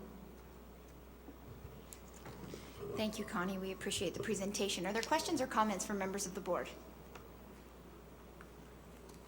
No questions or comments. We appreciate the depth and the great explanation and the benefits for the faculty and staff across the system are equal to them, I'm sure, an import in regards to being equal with their salary that they would receive, and for some perhaps even more important. So we appreciate your due diligence and the hard work that you and the folks in the Office of the Commissioner spend on making sure that we have the ability to provide a sound quality system for the folks that serve our students. Thank you very much, Connie. Thank you. The next item on our agenda is a conversation with the Commissioner regarding the 2015 executive budget. So I would turn to the Commissioner for that conversation. Madam Chair, thank you. I have spoken with Budget Director Villa, and they're in the process of releasing the budget right now. So I haven't seen the actual printed document, but I certainly got a few bullet points from him. Unfortunately, they're in my memory, so they could be a little bit shaky. But it does sound as though the present law adjustment request that we've asked for will be in the executive budget, which is the $34 million number, and is necessary for us to maintain services at their current level. And ultimately, that is the piece that will go, hopefully, the distance toward the tuition concerns that we have and the ability to cap tuition. That is in conjunction with the pay plan. I understand that the presentation in the governor's budget is a pay plan request that is a 5% and 5% increase in each year of the biennium, and 10% and 10% for insurance adjustments, which there was a question this morning about the insurance piece. That is to hopefully make up for some of the years of insurance increases that we've had with no adjustments. So I know those will be numbers that are in there. It does sound like there is a line item for the vet med. It sounds like there is increased whammy slots, which is something that we've asked for at the funding level that we asked for. I think that is 20 slots. Again, I haven't actually seen the number, or an additional 10 slots. And it looks like that there is some a line for ongoing funding for the proposed PhD program at Montana Tech. And that is the main items that are in there, in addition to the present law adjustments in the pay plan. It does sound as though they're going to do a bonding bill. I think the bonding bill very closely resembles our plan, and I'm just looking here at the, so there's, what looks like it will be in the governor's budget, under House Bill 5, will be some general campus authority to the tune of about $11 million for maintenance, deferred maintenance, that sort of issues. And then in House Bill 14, which would be a general obligation bond, there is a mix of 87,000 of debt and 87 million of debt and 80 million of funds that would be required from the MUS to raise. So it's a combination of those two, which is about $180 million, $170 million that would be toward projects. On those, it certainly looks, I mean, it's a fairly extensive list, but it looks to be that our main priorities are part of that, including the Missoula College, Billings, the three that were shown, the Haver Technology Building, Romney Hall, renovation to Main Hall at Western, the Phase 3, and a number of other projects, including all of the projects that are in the works in terms of needing authority-only support from the legislature, which is JABS building. It does include the 3 building projects at Missoula, Gilkey Athletic Center, interdisciplinary science. So I think it pretty closely represents our request list at this point in time. And it sounds like those are in the budget. There are some things that we've asked for that aren't in the budget. I do know from conversations that there will be a significant ending fund balance. And obviously on December 7th, I believe, this budget gets handed over to the new governor to do with what he wants, and there's a several-week period in there where the new governor can make changes as he sees fit. And so this process is obviously ongoing, but I think that's where it stands now, and that's at least a glimpse of what I think the Yellow Book will look like.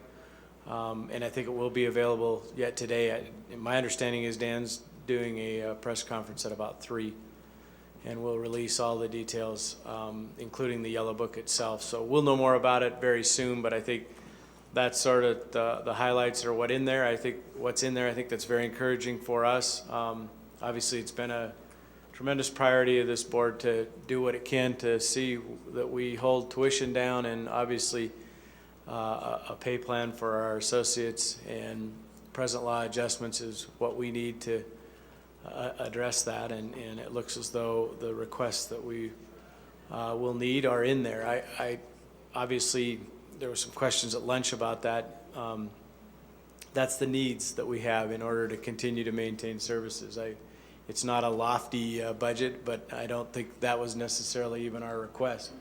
I think we want to do our part to see that we can maintain high-quality education in Montana and do it as affordably as we can, and I think that we've made a lot of headway with the Governor's Budget Office over the summer to get this request in there, and it's at a level that will sustain us into the next biennium. So that's sort of where it sits at this point in time, at least from my memory, and we'll know more about it very soon, but that is where we're headed, I think, and we'll know more as Governor-elect Bullock gets involved in the budget too, as to what changes he may or may not make to it.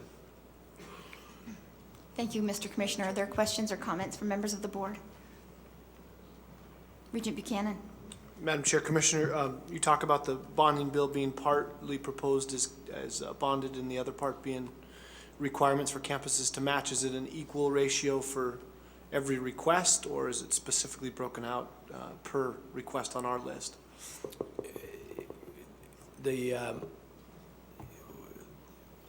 I haven't seen it for a while, Regent Buchanan, to answer your question, but at least the glimpse I had a little earlier was that it's not necessarily equal in terms of each project. As you know, they're funding 60% and we fund 40%, but it is fairly equal as it relates to across the system.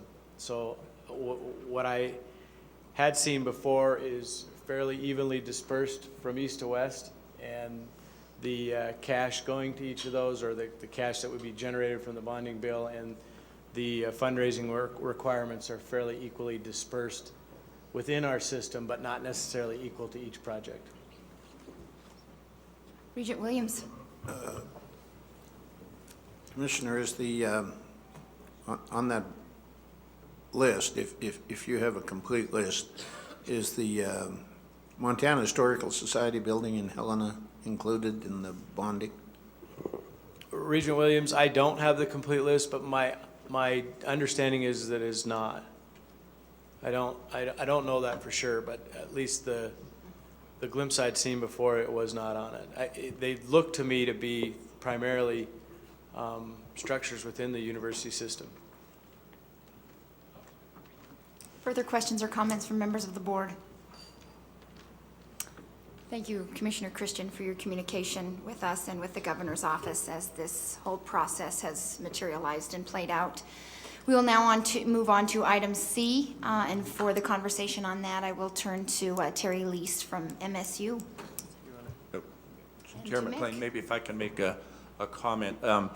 This information piece is an example of the use of general spending authority that Commissioner Christian referred to just previously. As part of the long-range building program with the legislature, we do request some general spending authority that the campuses can utilize for small projects that do not require state funding. This is an example of one of those projects, a $300,000 project to address sprinkler issues in some of the halls. The board does not need to approve the spending authority because we are utilizing legislatively approved spending authority. So I just wanted to present this as an example of the use of that general authority on small projects within the system. Thank you. Mr. Least, did you want to say anything?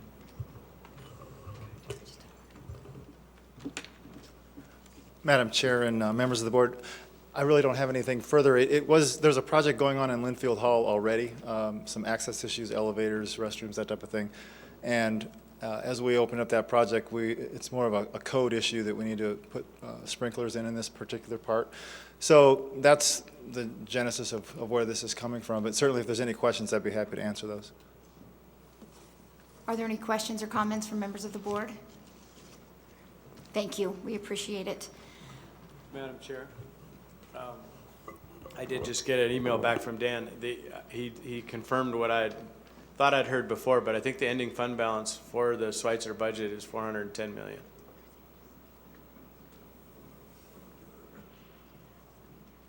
Thank you. We'll now look to the audit reports, and for that, I'll turn it back to you, Mr. Robinson. Madam Chair, when our office receives audit reports, we normally try to communicate those to the board and bring to your attention any issues that we think you should be concerned with. These are 5 audit reports we received from various foundations connected with the campuses. They all have unqualified audit opinions. There are no issues that we would need to bring to your attention. So again, just an information presentation. We do have those audits in our office. If anyone is interested in a copy of those, we can get those to you. Thank you very much. And now we'll go back up to item D. And I will look to President Cargill from Dawson Community College. Thank you, Madam Chair, members of the board. I'm going to take this opportunity for those of you who don't know that I've announced my retirement this year. Okay, it has nothing to do with our enrollment challenges. My wife and I decided to retire. This was going to be our last year, last Thanksgiving, and we purchased a house in Paducah, Kentucky in July. So it was well before the September board meeting, and well before we didn't realize that our enrollment problem was going to be ongoing. We thought it was just an anomaly for 1 year. We find ourselves as like the canary in the mine. You know, we're right there on the edge of the Bakken, and we're challenged, what my staff calls a perfect storm. And we have diminishing graduating classes. The students that do graduate, Dan Farr in Sydney tells me that the majority of his high school graduates go directly to the oil fields, make the big money. Dawson High School has its smallest graduating class in its recent history. The Bakken has taken students out of all of the area, all ages. We can't find people to work the regular businesses in town. Okay. Our retention rate, you saw, dropped 20 points. Okay, normally we're around 60%, 62%. Our rate went down to 42%. Shocking for us. Shocking for us. Our rodeo coach resigned at the very last minute and hadn't recruited. We usually have about 30 rodeo students, and all of a sudden we have 10. So we dropped those 20 FTE. And then also our music teacher, who is also a very good recruiter and does a lot of recruiting, has a long-term illness and was not able to recruit this year. So there's a lot of different things for it, but we're trying to make up for it. The plan that I submitted to you is the one requested at the last meeting about how we managed to deal with our problems. Our first biggest problem is enrollment.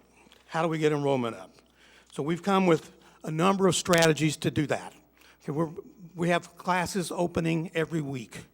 Okay, 3-day classes, week-long classes, classes that meet on 4 Monday nights, and computer classes. So we can get our enrollment up there, all credit classes.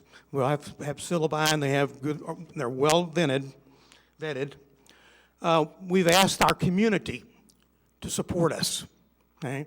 We plan to have a campaign, it's your college, you value your college. I believe these small towns really value their colleges. So take a class. We ask our faculty and staff to give, get, or take. Okay? Give a class, take a class, or get one of your neighbors or one of your friends to take a class. Okay? I myself am planning on signing up for a music technology class to brush up on my skills. before my retirement, because I'd like to get back into music. We are having an opening a semester in what we call the J term, which is basically January before spring classes start. We have a couple weeks in there. We're going to have a welding course in there and several other courses that we think will draw students. We also have talked with Dan Farr in Sydney, and we're going to partner with Sydney High School to use their facility in the evening to offer classes, so that we'll be there. And we'll also be able to do workforce training there more closely defined. A key to our plan is hiring a workforce development manager. Okay? We plan to ask the legislature to help us fund that position. Our colleges, like most colleges, we're all academics. Very few of us understand industry, and we certainly don't understand the oil and gas and energy industry. So we need somebody that knows that industry and has contacts in that industry. That means that they'll have to come in as an administrative position, so it can't pay the low salaries we pay faculty. It's got to pay better than that so that we can attract someone. And then if we fail to get the money from the legislature, we do have some private funds that we can use for program development that I'll ask my Board of Trustees to allocate for that position for 3 years. After 3 years, it should be self-sustaining. If it's not, we'll have to deal with it at that point, but it should be self-sustaining. We are already doing some workforce training. We're working with a company that rehabilitates pipe used in oil fields. Apparently there's like $2 million worth of pipe in every oil well that they use. And so this company basically rethreads and retools pipe. They've agreed to give us 3 CNC machines, which are used for milling metal. And we're looking for a teacher. We think we can find, there's several qualified railroad retirees that could do this work. And they will guarantee us that they'll hire our students to come out of this short program. We think it'll be a 4-week program. We're also working with mud masters who do drilling mud to do their OSHA training, and Continental Resources, who gave all that money to North Dakota, is require OSHA training of all of their employees and have recommended that they take the OSHA in Glendive. So we hope to be getting lots of students from that. If you look at the demographics, we left some demographics charts. There's almost no unemployment in my county and in the counties surrounding us. If you want to work, you can work. If you're employable, you can work. Stores can't get people to work as cashiers. Restaurants can't get people to work behind the tables, waiting tables and doing those kinds of jobs, because there's so much more money in going to the fields or working in other things in the fields. And it's not all labor. We had one company was looking for someone to do dispatching. So what kind of skills do you have to have? So you have to be able to read a map, and you have to be able to give directions. And so it's not all labor, not all outside labor. It's all kinds of things. Sydney is expected to grow by 6,000 to 9,000 people in the next couple of years. We have already grown. City of Glendive, which was at the 2010 census was about 5,000, has already grown to 6,500, or more. And we don't have demographic material on that, but we know what the postmaster tells us, that's how many people are delivering mail to.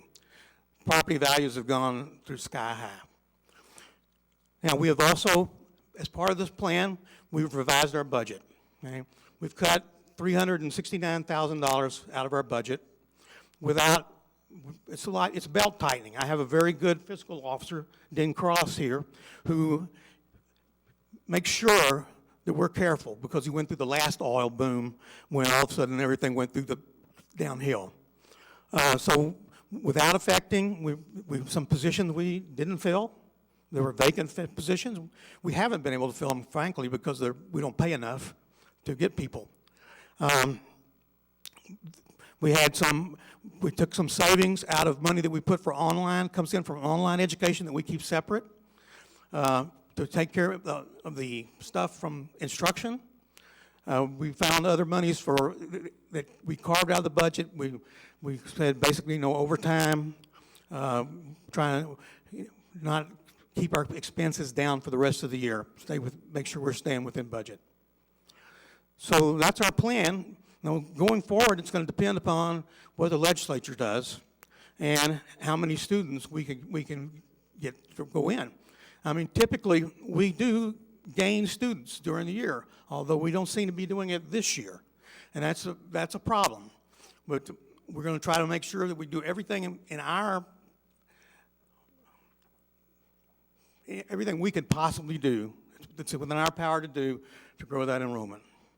So I'd be glad to take any questions or comments. Thank you, President Cargill. And before I turn it over to the board for questions or comments, I would just like to, on behalf of the board, thank you for your service to the students at Dawson and the students across Montana. We appreciate your service, and thank you, and wish you all the best, although I don't think this will be the last time that we see you before your departure. We do thank you for your service. Thank you so much. So at this point, are there questions or comments from members of the board?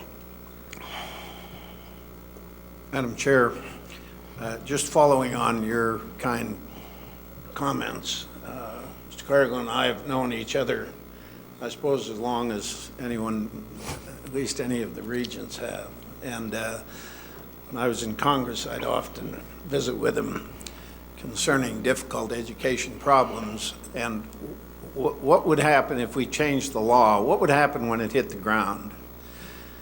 And this gentleman had a clearer, more precise sort of street level view of that, and he could explain it in common language so that I and others that I'd pass it on to understood the effect of laws we were considering, understood the effect of it on K through 12 through college. And I've been very grateful to your friendship and very grateful for your wisdom through the years. Thanks very much. Thank you, Regent Williams. Thank you. Further questions or comments from members of the board?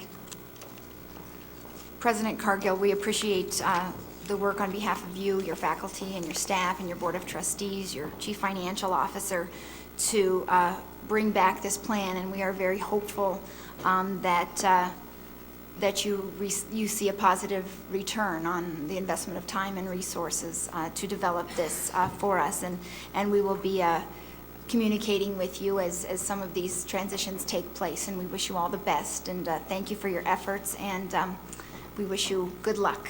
Thank you very much. Thank you, President.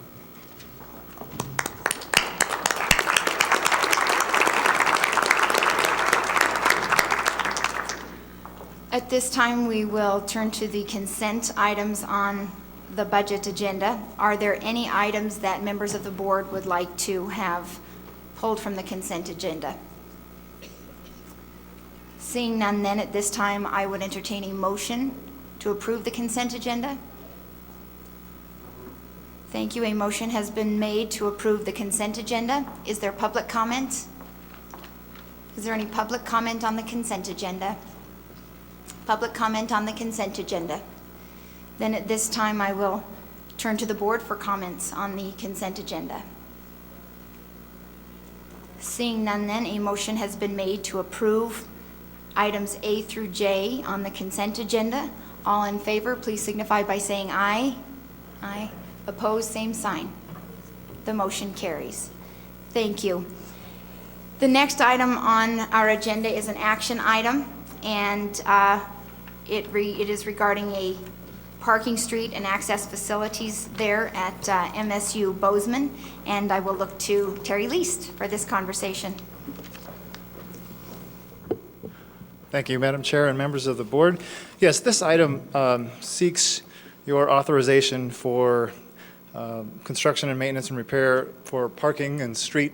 These are non-state funds, parking funds obviously in our auxiliary areas. This is an item that has been done similarly in the past. It's for items of a smaller nature, I guess over a period of time, 2 to 3 years, and the total amount is $2.5 million. So I would be happy to answer any questions that you may have. Thank you. Are there questions for Mr. Least on this item on the agenda. Mr. Chairman, Madam Chair, Yes, Regent Williams. what street or streets are these? Madam Chair and Regent Williams, yeah, these are items that have not been fully vetted out. These are things that will happen in the next several years. These are items that it may be a street behind one of the residence halls that goes from, different service areas, things like that. Are they all intra-campus? Yes, they're all on the campus, and the design of this particular item is meant so that we don't have to come back and ask for authority for every specific little item, and we can lump them together and get efficiencies through engineering firms, et cetera, for the design of these things. And how was the cost of 2.5 developed? Yeah, that's based on historical. Again, we do this periodically, so we know that general amount will get us a 2 to 3 year period, in which time we will come back and request additional authority for further items. And finally, is there obviously this is a need. This combined with other parking and access difficulties, is it creating a real congestion problem or parking problem currently on campus? Yeah, Madam Chair and Regent Williams, yeah, the parking situation is somewhat different, and that would be taken care of through a separate item if we had to do something for parking. So as you know, we have had enrollment increases, and parking is a concern on our campus and probably many campuses that are large in nature. And we are currently looking at that on our campus and various options to remediate that issue. There's a number of different ways that can be done, some more expensive than others and some more convenient than others, but that would be separate from this particular case. Thank you. Mm-hmm. Thank you. Further questions or comments from members of the board? Okay, then at this point, I would entertain a motion in regards to item A. A motion has been made, thank you, Regent Tuss, to authorize the construction, maintenance, repair, and replacement of new and existing parking, street, and access facilities at MSU Bozeman. At this point, is there any public comment? Any public comment? Any public comment? Is there further board questions or comments? A motion has been made. All in favor, please signify by saying aye. Aye. Opposed, same sign. The motion carries. The next item on our agenda is regarding Phase 2 of the Energy Performance Contract at MSU Bozeman. And once again, we look to Mr. Least. Thank you, Madam Chair and members of the board. Yeah, this is Phase 2. Last year, we discussed Phase 1 of the Energy Performance Contract. And this particular item is for $6.5 million, of which we would also request authority to initiate negotiations for financing for up to $4.5 million of that. We anticipate around $390,000 in energy savings. There's also a certain component of deferred maintenance here. So window replacement, which is certainly an energy issue. Also, we cannot find replacement parts for these windows, et cetera. Similar with lighting fixtures and things like that. So there's some crossover, but the energy performance contract has worked well for us in Phase 1. That will wrap up this December. This particular project would start next spring and be completed, if on schedule, by the end of next year, December of 2013. And so if there are any questions on this, I'd be happy to answer those.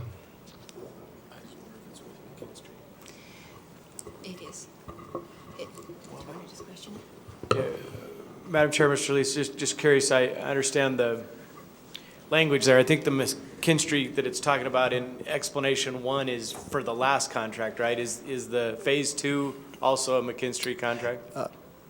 Yeah, Commissioner Christian, yes, it is McKinstry as well. Thank you. Further questions or comments from members of the board? Thank you, Mr. Least. Thank you. At this point, I would entertain a motion to authorize Phase 2 of the Energy Performance Contract at MSU Bozeman. Thank you. A motion has been made. Is there any public comment? Public comment. Public comment. Is there further comment or questions from members of the board? Okay, then a motion has been made. All in favor, please signify by saying aye. Aye. Opposed, same sign. The motion carries. Thank you. The next item, item C on our agenda, we will turn to the folks from MSU Billings to discuss the repair and the replacement of the heating plant on that campus.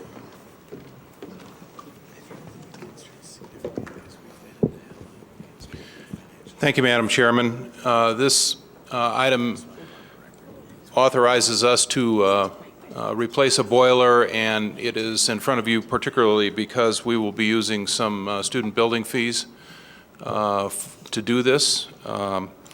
We're doing it in our usual 40% of non-state funds on this. This is a building that houses both auxiliary and academic enterprises, and we're requesting authority to use student building fees for the 40% of non-state funds. And we have, you have before you a resolution by our ASMSU Senate supporting this. Thank you very much. Are there questions or comments from members of the board?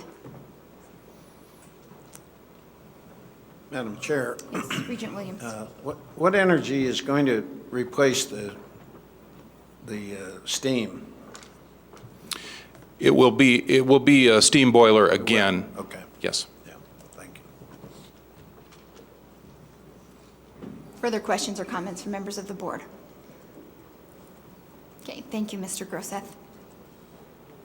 At this point, then, I would entertain a motion.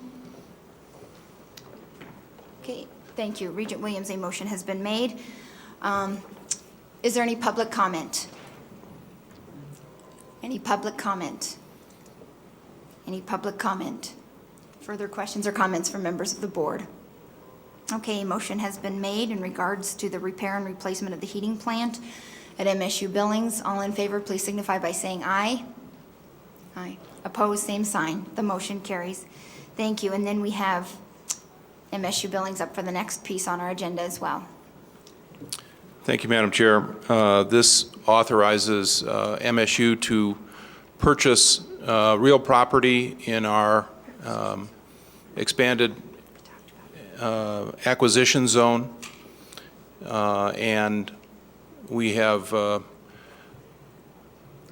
offered the price of $219,000 and have two appraisals, one at $223,000 and one at $229,000.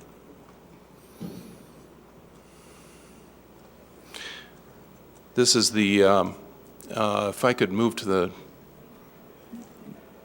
next slide there that shows where these are.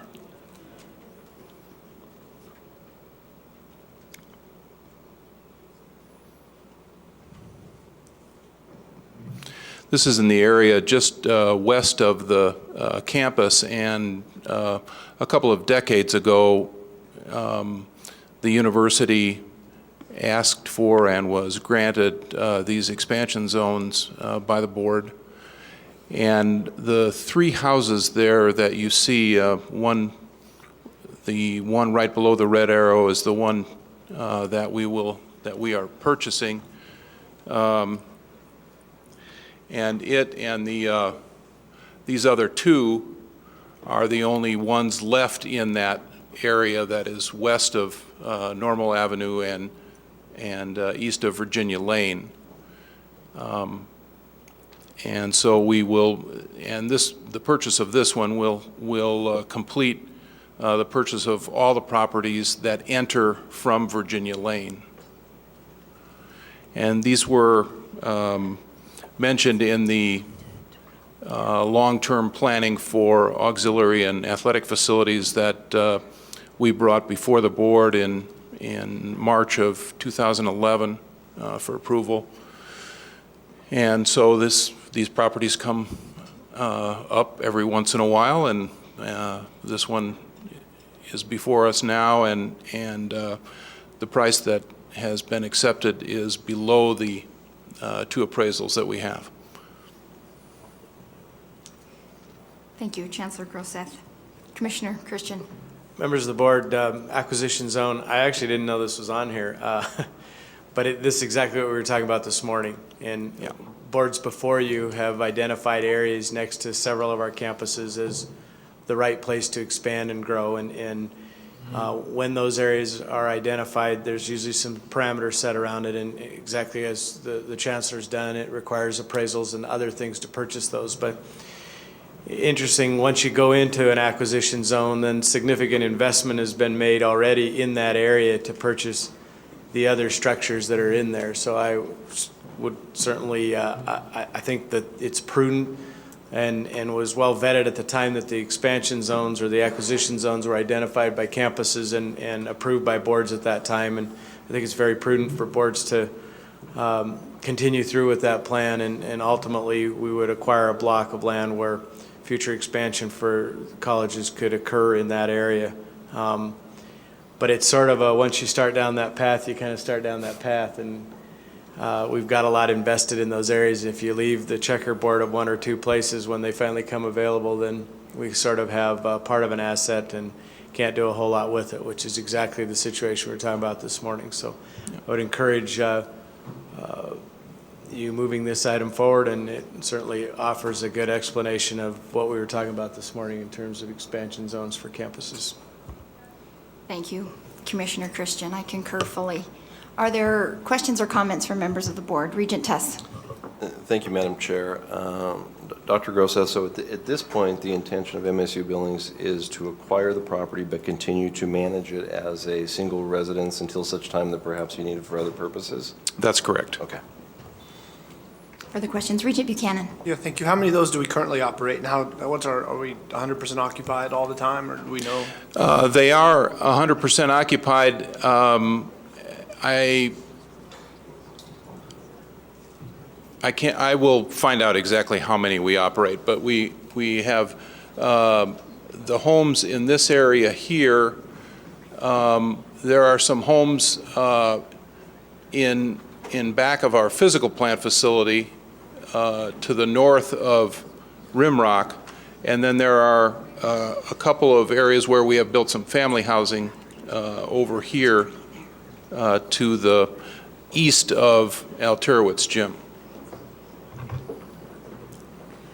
Further questions? Not so much specific to this item, but in response or kind of tagging along Commissioner Christian's reference of plans long in place and how it associates with master plans. As we prepare for what I think is going to be a bulky public comment related to things in a master plan, it seems to me that growth on this campus has prompted the continuation of that master plan. And I wonder at a campus like this where growth has been relatively stagnant for a long period of time if we ever review and rethink those master plans.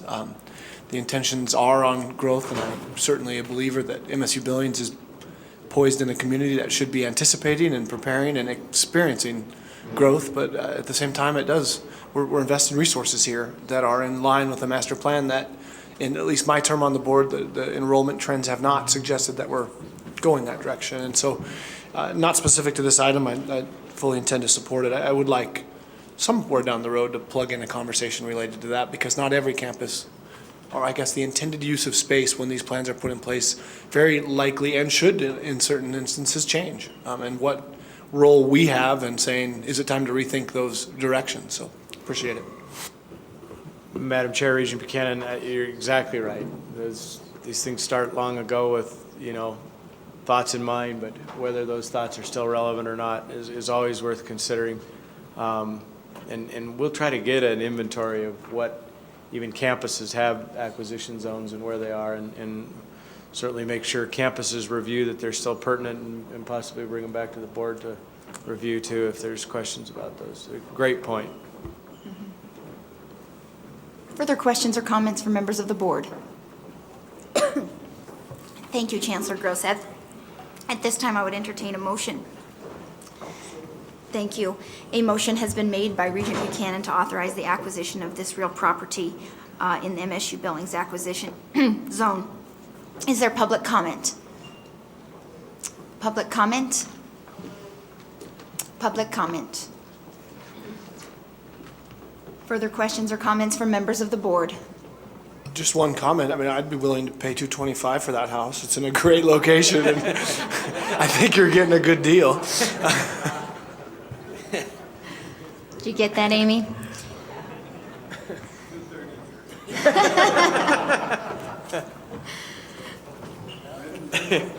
A motion has been made. All in favor, please signify by saying aye. Aye. Opposed, same sign. The motion carries. Thank you. Now we will move on to item E. And so for item E, the acquisition to acquire a property easement for research purposes by the University of Montana, I will look to President Ingstrom to further this conversation. Thank you, Madam Chair, members of the board. I'll present this item, but if I get into trouble, I have a room full of attorneys backing me up here, I hope. This is an item that we have been working with the governor's office on. There is a ranch called the Milk River Ranch located in Hill County, Montana, and it is the desire of the Department of Natural Resources and Fish, Wildlife, and Parks to purchase that ranch for the state of Montana. Part of the condition of purchase is that the rights to the archaeological and paleontological riches, I guess, on that ranch need to be assigned to an organization. And so we, in working with the governor's office, want to acquire those rights for the University of Montana. Those essentially intellectual property rights will give us access to research and education on that property over the long run. And so in order to make that happen, we need to purchase those rights from the landowners, and the governor's office is working with us to make that purchase possible. So the purchase price for the rights is $2 million, and those funds are coming from the governor's office to the University of Montana and then to the landowners.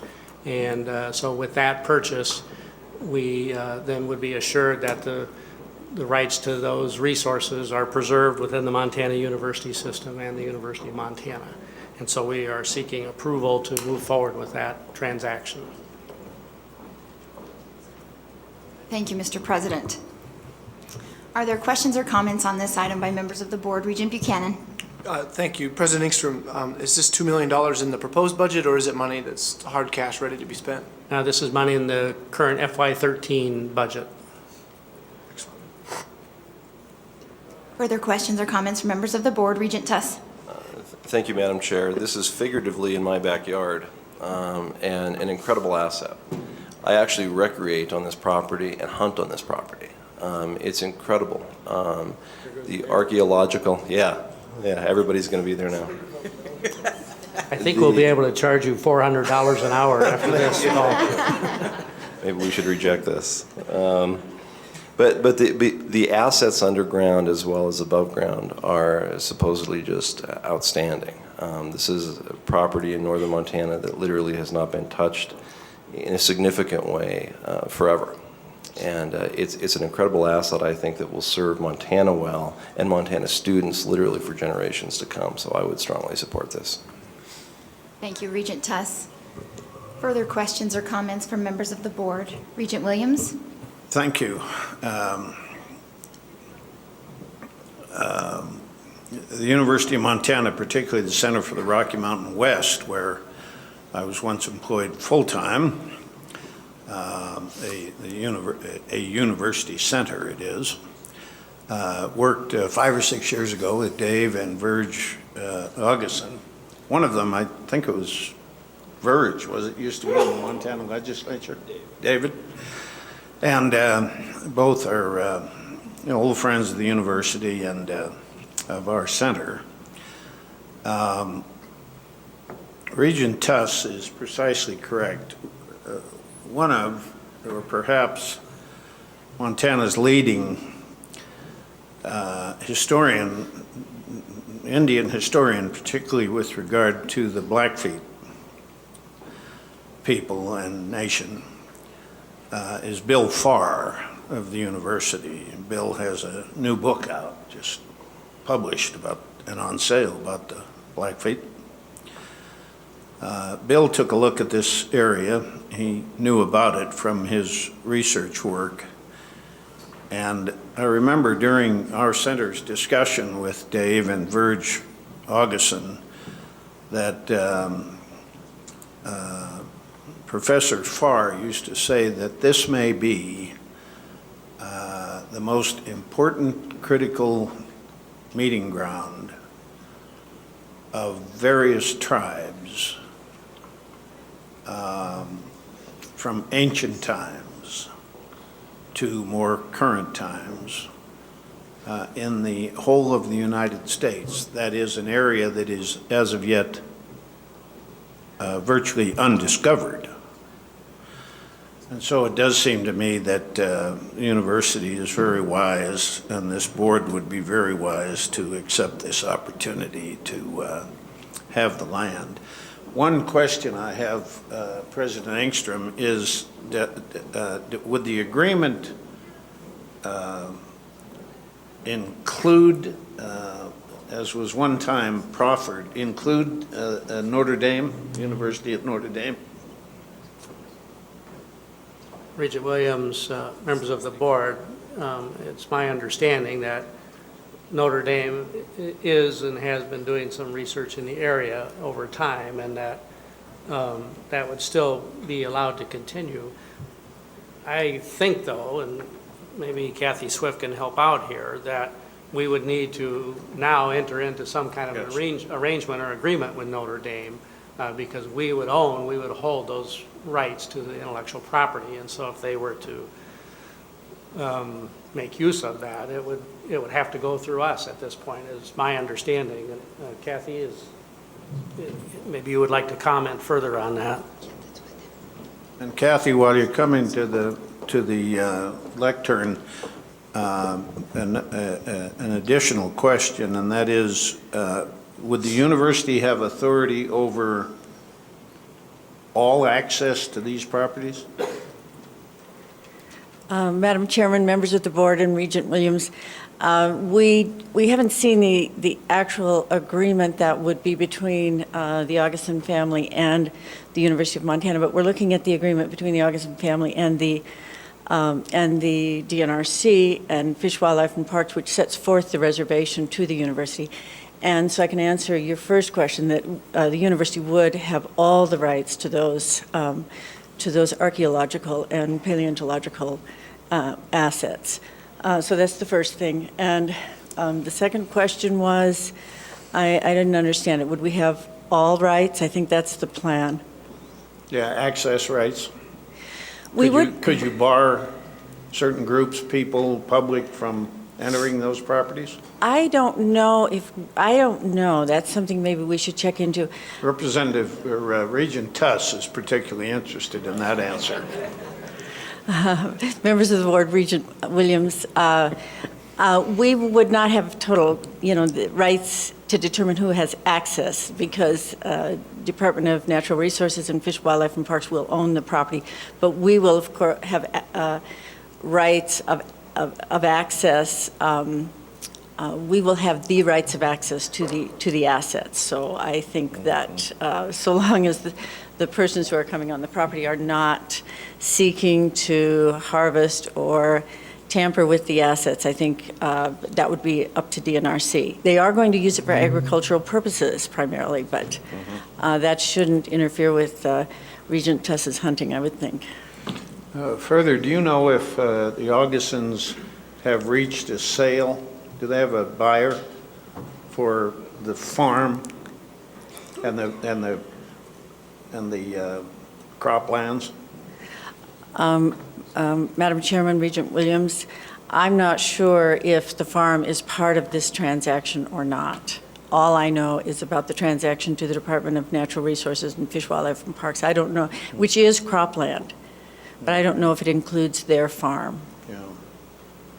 Regent Williams, Madam Chair, they're not selling their cropland, and they're not selling their farmstead. Well, they aren't? No.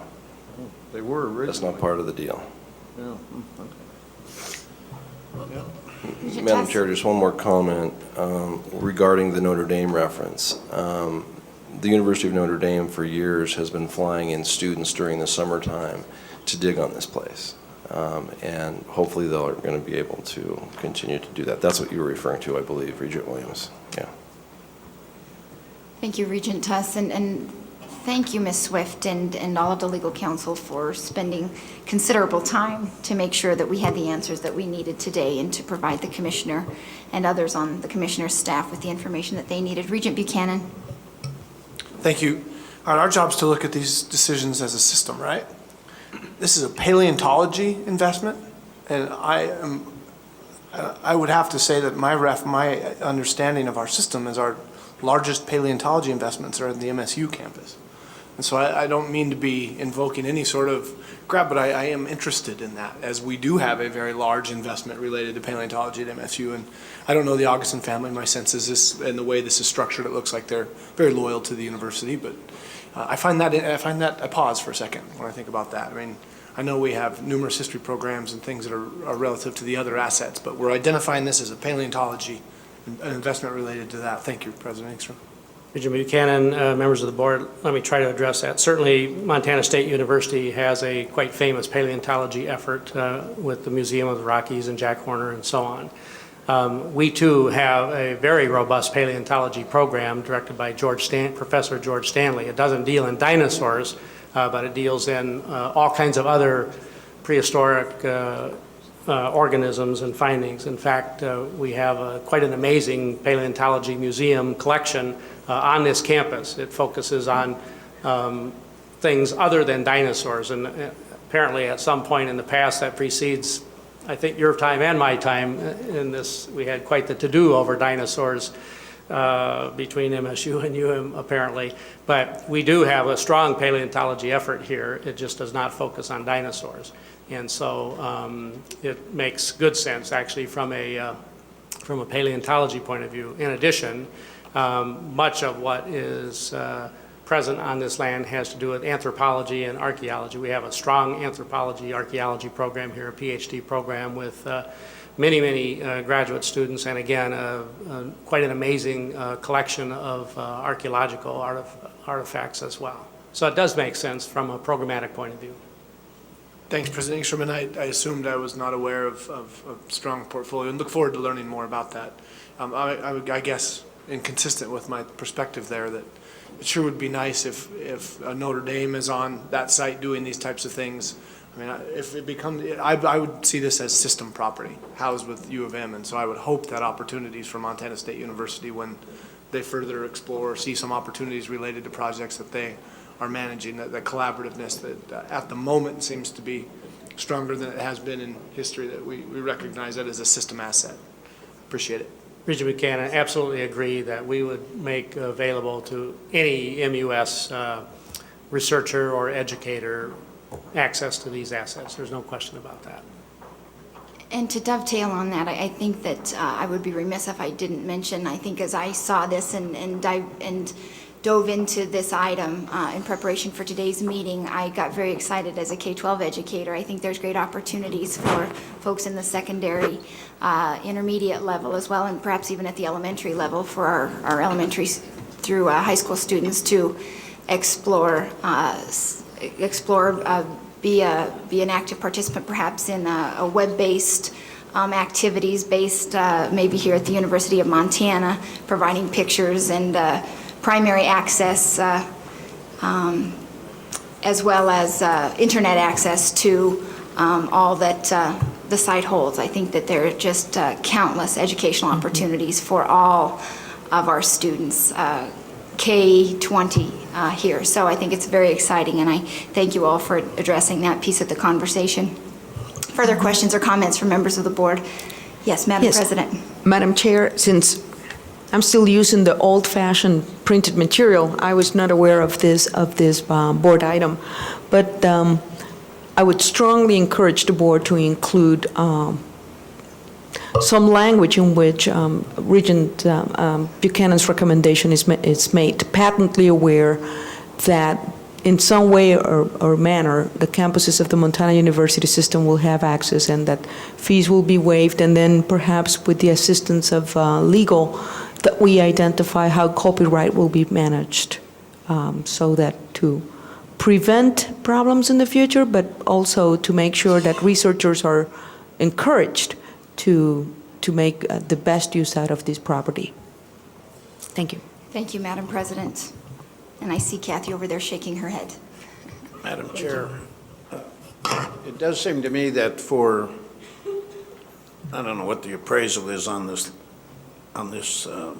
these rates.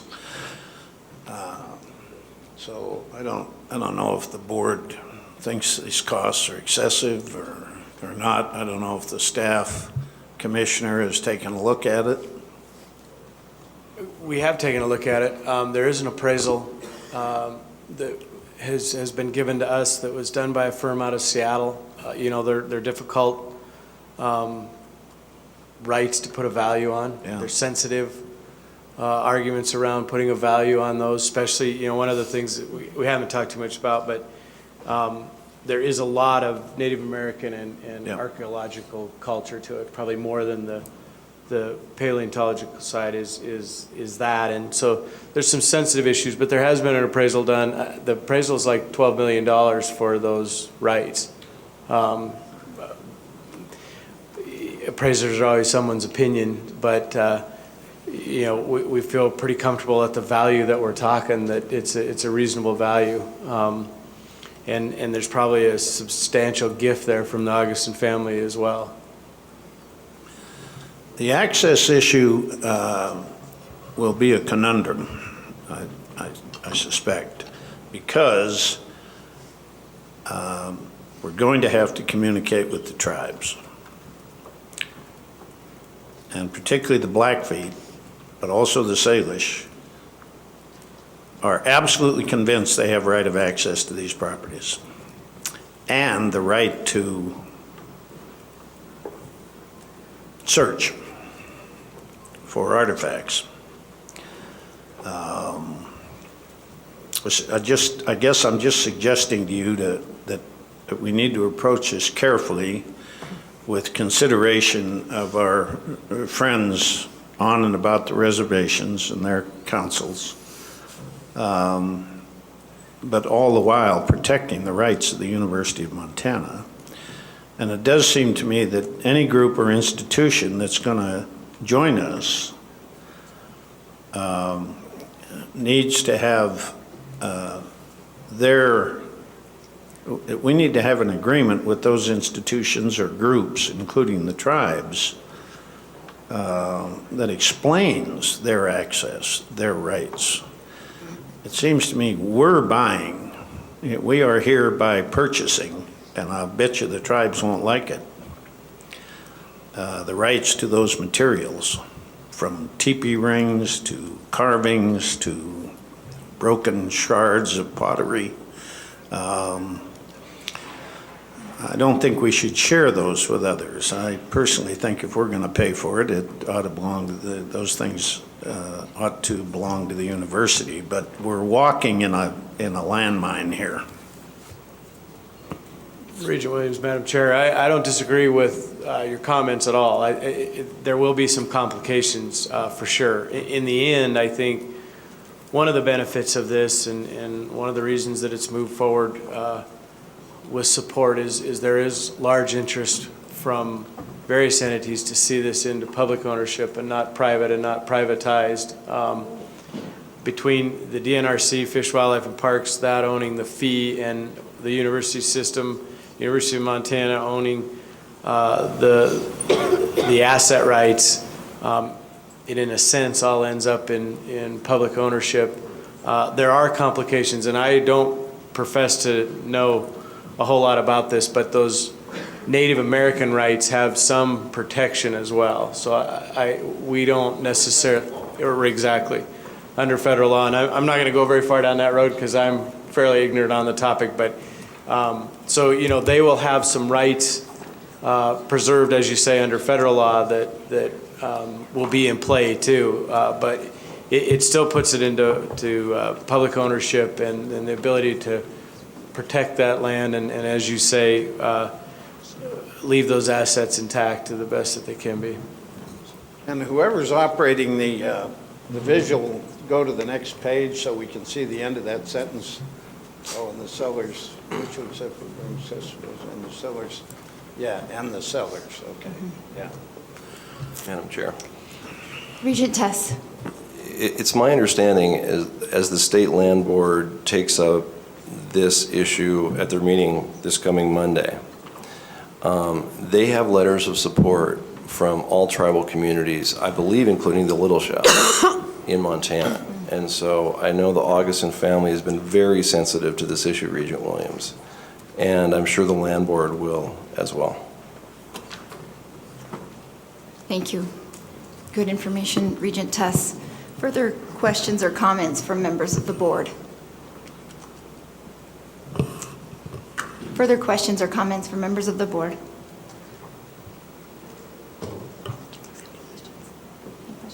Okay. Then at this time, if there are no further questions or comments, Regent Teal, then I would entertain a motion to authorize the University of Montana to acquire a real property easement for research purposes. A motion has been made to authorize the University of Montana to acquire a real property easement for research purposes. Is there any public comment? Any public comment? Any public comment? Further questions or comments from members of the board?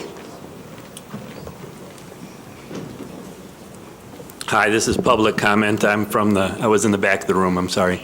My name's Dave Beck. Can I raise that up, I think? Can I raise that up? My name's Dave Beck. I'm a professor in the Native American Studies Department here, and I'm the chair of the department right now. And I was pleased to hear the questions that Regent Williams raised and the comments that Regent Tuss added to that the tribes, that we're thinking about the tribes, and that the tribes were consulted by the family in developing the plan and have provided support.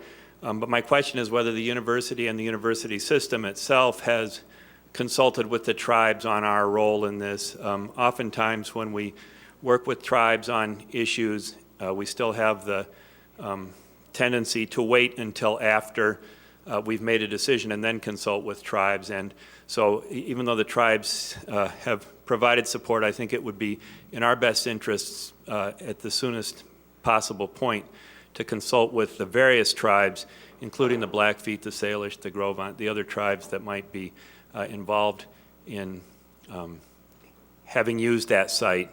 So it's more a comment than a question whether we've done it as a university or not, but if we haven't, we should, I think, do it at the soonest possible point. Thank you. Thank you, Mr. Beck. President Engstrom? Yeah, Dave, thanks for the comment, and members of the board, and that's great advice. We have not done that to this point, but I think before signing off, Commissioner Christian, we would want to make sure that we've covered that ground. Thank you. And, Further, yes, Regent Williams. And Mr. President, I think the critical thing you said was before signing off. So as I understand it, we're granting Clay and Royce the final sign off here. Okay, so when you say before that happens, you'd want to talk with the tribes and follow whatever negotiations are required there. Regent Williams, point 7, I think, addresses that, essentially, that what you're authorizing is the commissioner and the president to have the authority to conclude the agreement once all the conditions have been met. So this action today wouldn't consummate the agreement, but it gives us authority, the commissioner and I, to consummate the agreement at the appropriate time. That's a good backstop for this, yeah. Yes. Right, those conditions must be met. Further questions or comments from members of the board? Regent Buchanan? Thank you, I agree. I think, as I like to call him, Mr. Regent Congressman is alluding to the concerns that I've got, that we entrust Clay and Royce to make sure they address these issues, and with as many we're not sure as we just heard and things like that, it's important that we feel like that's covered, so thank you. Thank you, Regent Buchanan. Further questions or comments from members of the board? Okay, then a motion has been made. All in favor, please signify by saying aye. Aye. Opposed, same sign. The motion carries. Thank you. At this time, then, we will enter into the public comment section for the budget items. Is there any public comment? Any public comment? Yes, Regent Buchanan. Thank you. Relative to a conversation earlier that Commissioner Christian brought up about the budget being released, Regent Teal found a copy of the LRBP, and two things different than we kind of talked about. It does look like the Heritage Center is part of it, and you're absolutely right. There's a great variance in the amount of public funding relative to monies outside of the bonding bill that would be proposed to each item, and it's under budget.mt.gov. Thank you, Regent Buchanan. Any public comment? Public comment. Okay, then we are set to begin our meeting session of public comment at 4:15. So I think what we will do is we will take a break until about till about 4. You think we're okay? 4:05. Let's start at 4:05, just to give those folks who may be planning to be here right at 4:15 a few more minutes. So let's recess until 4:05. We will now entertain public comment. And before we do, I would just like to make a few remarks.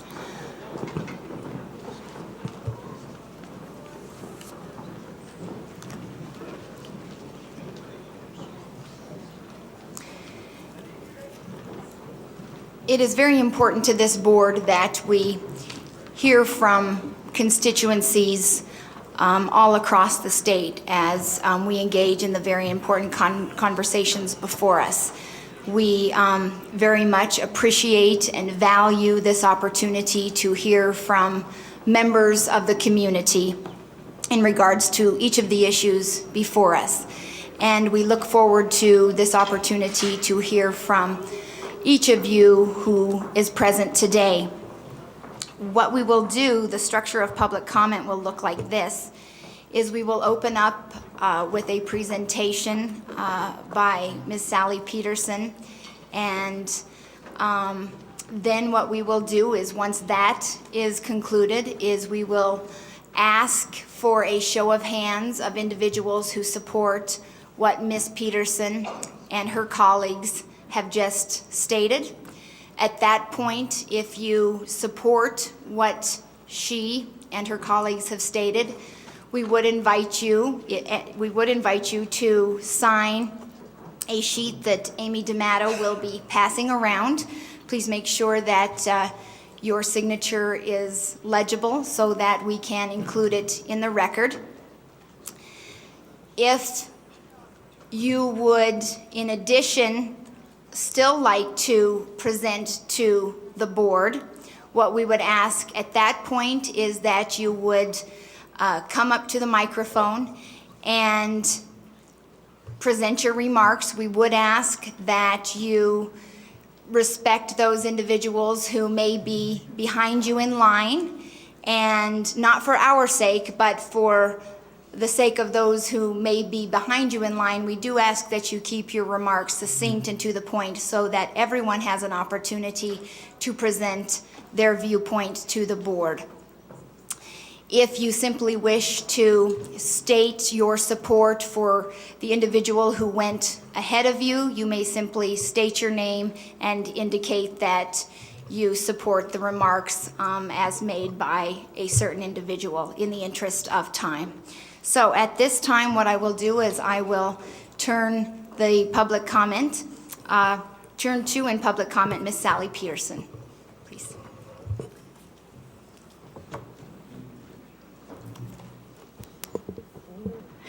I want to, can you hear me okay? I need to probably speak up and into the microphone. I want to thank you with a heart full of appreciation for the energy and the amount of time that the Regents have given to their rigorous schedule throughout the year.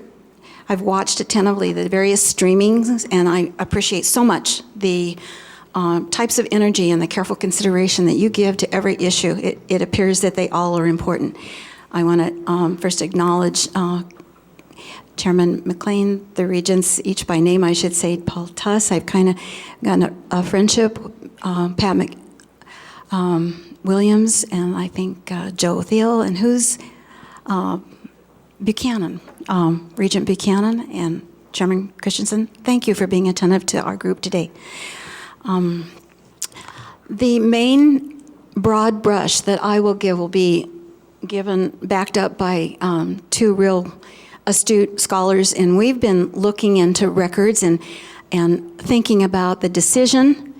We would like to encourage a revisit to the location. That was a little directive I think we mailed to the regents. Politely, that the location is the key issue, and we feel like it has not been thoroughly investigated. Our opinion, based on primarily fact, is that the two-year student needs a tremendous amount of support. That's my field in community college administration. And knowingly, they need a community learning center for themselves, so it can be under the auspice of the university system as it is, but definitely feel that support. On the location that we investigated, that is very adequate, at least a 27 acre block above a floodplain, and we want to kind of address some of the issues that President Engstrom and I both, we have the same topics, and we have a little bit different approach and definition. So the other thing is we value the University of Montana, and it's obvious the strength and the contribution it makes to this community. So we do in no way want to hinder the University of Montana. And also, one of the things about that open space, golf course, athletic fields, whatever we are trying to call that terrain that is off of South Avenue, it could be developed to make an enormous amount of money if we were to pool some grants and have it be a consulting major for the University of Montana. We have a think tank of great ideas with grant writers, and that could be a resource for your international program. So that's one of the ideas that's just budding out of, I think, the innovative juices that our group has, and we'd like to see stakeholders in the community, I guess I'm saying, have more input into the integral decisions of the University of Montana's system. And bear that in mind. We want to let you know that our support has been shown with petitions. We'll leave with you. They are people, if you can imagine the dialogue just to explain to each person on here. So you'll have a raise of hands, but these are also people in the community that say, yes, that makes sense to me. We use that, resource it, and it is does belong to the state of Montana, so we're really grateful for that property, and that's what they're talking about, is let's keep that wonderful piece of green space that's tucked by the mountain as the Central Park of Missoula. I think I've read that in the paper, and honor the two-year student, that they can have that learning community support while bringing innovative programs to the University of Montana. We're moving through a time where there's a need to think about learning. The regents mentioned renovation, restoration in their May meeting, restoration wherever those building projects are possible. This Missoula College needs to be, their surroundings are many of the tours are not at all adequate, and we so want them to have that. But bear in mind, wherever the taxpayer, we are the taxpayers, we are the citizens and the participants in the community life, we benefit from the university, we really want that taxpayer dollar used wisely. So why take out a valuable resource? And I'm going to turn the mic over to Ian Lang, and he'll give a more detailed presentation. Thank you very much. Thank you, Sally. Ladies and gentlemen, thank you for letting us have the opportunity to say a few words. My name is Ian Lang, and by way of background, I've been a resident here, I just realized, for 40 years. I came in 1972. I taught at the university for 33 years, but I also worked for 16 years with the U.S. Geological Survey, and I've worked for Mobil Oil and various mining companies, so I've been around the state and know quite a bit about it. And I think what we all are in agreement, I think everybody in this room is in agreement that we want a new Missoula College. I don't think there's any debate here. We're in agreement with that. And we would not be here talking to you right now if there were, if the golf course was the only site to put the community college on. I think though many of us in the back feel that way, we would not be here. And exhaustive studies and a lot of money and agreements to put the new, at the time called COT, but now Community College, on the fort were reached until January 2006. Then all of a sudden, and we're still trying to find out what happened, things changed and it became the race, I call it the race to pave the golf course, or the land that holds the golf course. Now, I believe in brevity to be a virtue, so what I've done is to put on everybody's table, at least for the Board of Regents, a summary of points, and I just want to go through a few of these. You can look at the rest of these at your leisure, but it's entitled, What's Best for Missoula College Students, Missoula Residents, and Missoula Businesses. One Missoula College campus housing all programs and located on UN-owned Fort Missoula property adjacent to the present industrial technology facilities. Why this can be a win-win for all. And so the first part of your page, what's best for Missoula College students? A Missoula College campus at the fort. And I just want to hit a few points on this list for you. Number one, industrial technology facilities will stay at the fort. That's a foregone conclusion. Therefore, the best arrangement is to have one inclusive campus. Note the very successful Flathead Valley Community College model, not separately maintained facilities. And this will save the taxpayer money. And I know you're all very concerned about spending taxpayer money. So on your slip, I have put down where the taxpayer money will be saved. Number three, present and future health-related programs offerings are best served by being close to community medical center. Number four, almost 50% of existing academic programs, which includes industrial technology and health programs, are or would be located at the fort. And I know they're looking at adding more health-related programs to the offerings. Number five is a very big one. Online teaching learning will lessen the need to travel between Missoula College and the U of M campus. This will save taxpayer and students money. And then I say here, note the University of Phoenix has 500,000 students, or more than the entire California UC system. So the question is, why build a 20th century design campus for the 21st century? How can we know what's going to be down the road here in 50 or 100 years when we didn't know what was going to be here 30 years ago? Number six, COT faculty and students in 2002, after evaluating 7 Missoula area sites, concluded the U of M golf course, including the U of M golf course, preferred a fort campus location. Why? Number one, they wanted all programs at one location. 2, proximity to existing facilities out there. 3, a desire to add plus 20 medical programs. And 4, proximity to the community medical center. Add to this the great amount of time and taxpayer money spent planning for a new Fort Cott campus, including letters of support for the location from Governor Schweitzer, Senators Baucus and Burns, Congressman Rehberg, and the county commissioners. And this was what was going to happen until January of 2006, when there was an abrupt termination email sent to the dean over there. We still don't know why, but all of a sudden things changed. Number 9, accessible location for students coming from the growing Bitterroot Valley student market. This is going to be a big market for the university, or for Missoula Community College, because it's so much easier to get to than to get onto the campus. Number 10 on your list, lack of negative publicity surrounding this divisive issue that could seriously affect alumni and friends gift giving.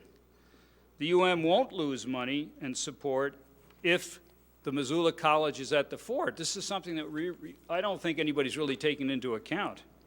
Number 11, a united Missoula effort to obtain legislative funding for the Missoula College would be enhanced, and community support is vital to the success of funding this thing with the next legislative season. And then 13 on that list, Cott campus proximity to is not an important for Cott grad enticement to attend the U of M. Note the very successful California community college system. Okay, second on my, on page 2 is what's best for Missoulians, Missoula College campus at the fort.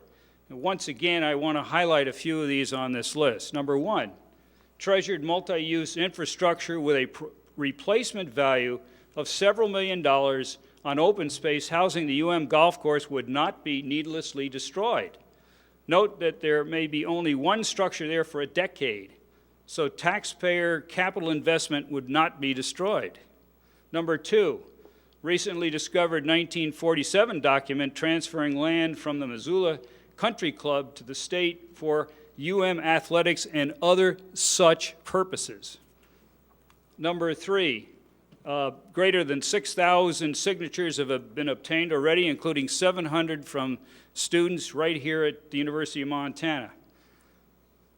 Number 4, negative impact would not occur on residential neighborhoods, quality of life around the U of M. And this is a definite attraction for the University of Montana. Should the Missoula College go in there, I don't think it's going to improve the attractiveness of that neighborhood.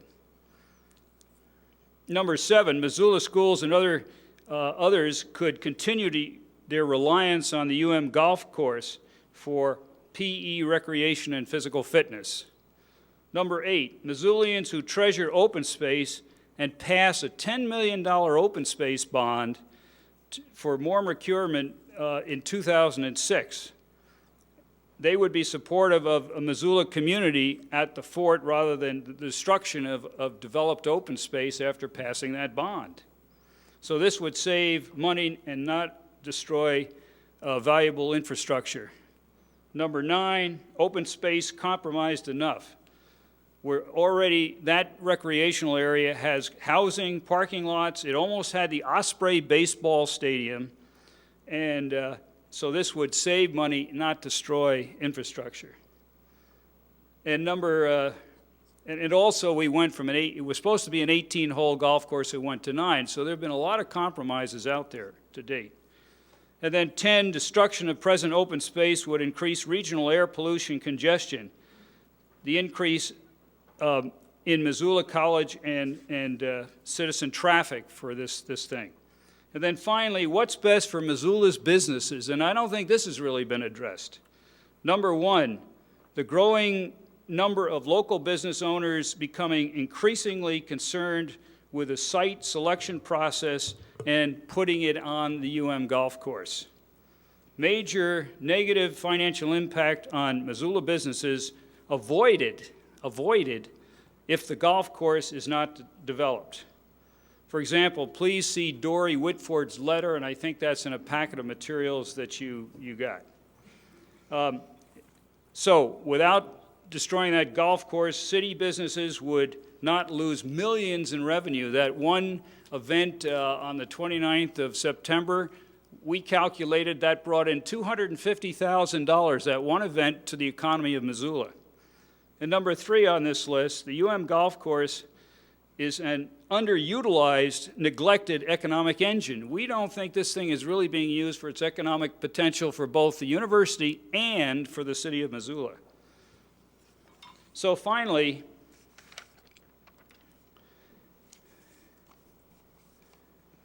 students and administrators come and go to Missoula and they bring their plans, administrators bring their plans, and when they leave, whether they be good or bad, we're going to have them here. And so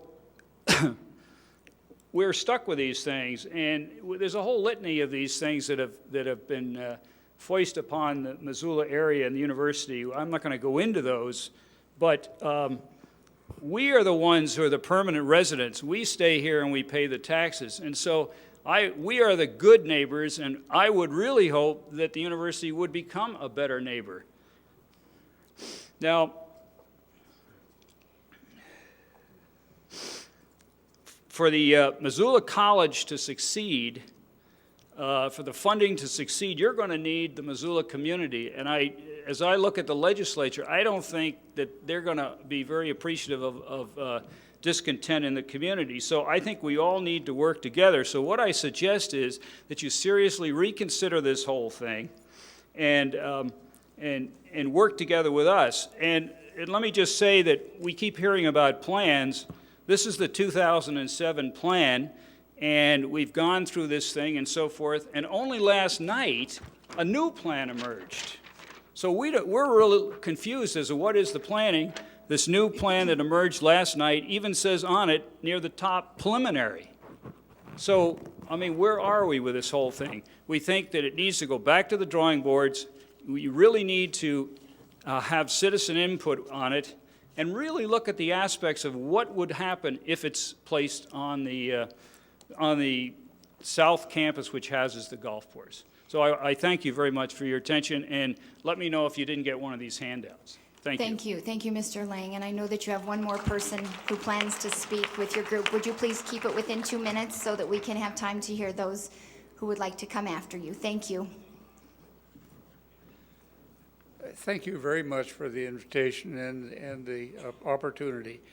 My name is Jack Lyon, and I want to address, in a very short period actually, the brief history, some of which is in this manual that you receive, of the land acquisitions for the golf course area. There's a lot of material available in the Mansfield Library and the Historical Archives in Helena. And if you sort through it, you'll have a bushel basket full of paper.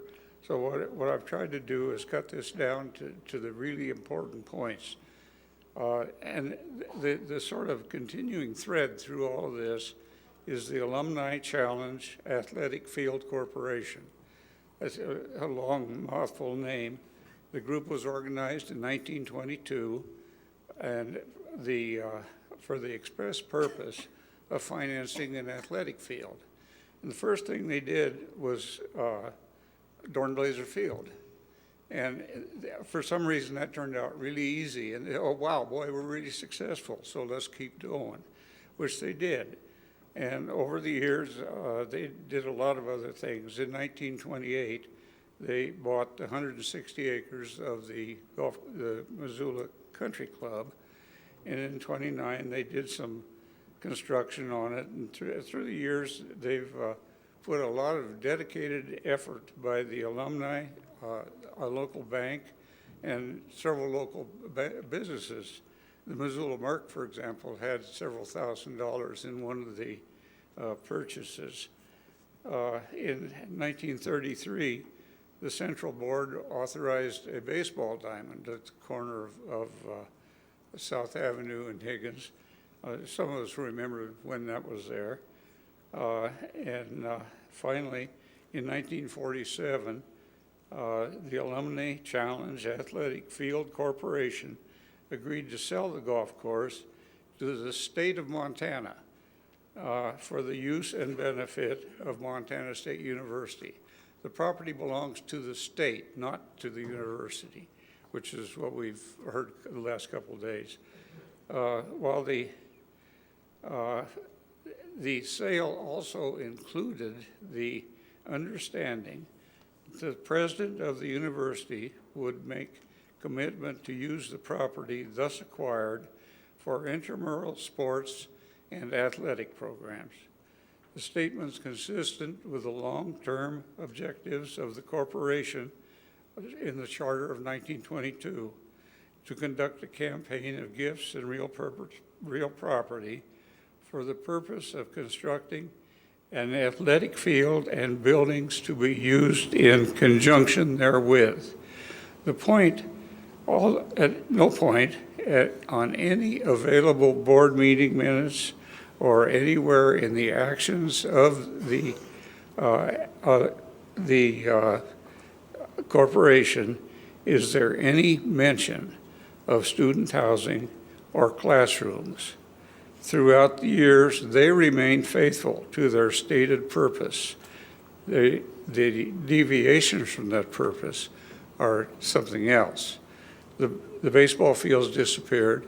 There's housing on part of the property, but still, at this point, we can ignore the legal aspects.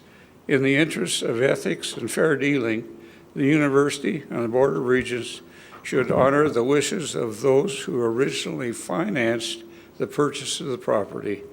Today, the time has come. The original intent for the land should be honored. Thank you. Thank you. Thank you very much. Now, at this point, I would ask for any of you who are interested in signing your name just in support of the statements that have been made. Amy's got the sheets right here. Please raise your hand and she will bring the sheets to you. Now what I would ask is if the students who have a presentation for the board, if they would please come forward. Following the students, then we will open it up to anyone else who would like to address the board. Again, I would ask you to keep your remarks very succinct so that those who come behind you will have the opportunity to address the board as well. Thank you, Chair McLean and members of the board. My name is Zach Brown, and I am the president of the Associated Students here at the University of Montana. And I was elected by the students here on the Mountain campus, as well as the students at the Missoula College, to represent them during this current academic year. The folks standing behind me represent ASUM as a whole, and these are members of our organization who have decided to come forward and make a presentation in support of this effort and express solidarity. And so two of us will speak now. Some of the other folks behind me may have individual comments later. So I just wanted to say that. Before I get into my comments, I just want to quickly diverge and invite all of you to please come when you're done with this meeting and come down on your way to the museum and come to our ASUM office suite downstairs on the main floor of the UC. You all approved a remodel of our space, and we'd really like to share that with you. It's been a great improvement for us. So anyway, on your way downstairs, just swing by and we'll be waiting for you, and we'll just give you a quick 5-minute tour. So I'd just like to point out and preface all this and say that in my time since being elected in May, I have heard from a number of students about a number of different issues, and of course a number of community members about those issues as well. But students are my constituents, and I can honestly tell you that in every vote that we have had in relation to this issue, we have not had a single, up to this point, a single dissenting vote in regards to the development of the Missoula College, and nor have I ever heard from a student at the Missoula College or here on the Mountain campus express any discontent with the plan we have moving forward into the legislature and building the Missoula College at the South Campus location. So that is the voice that I'm representing tonight.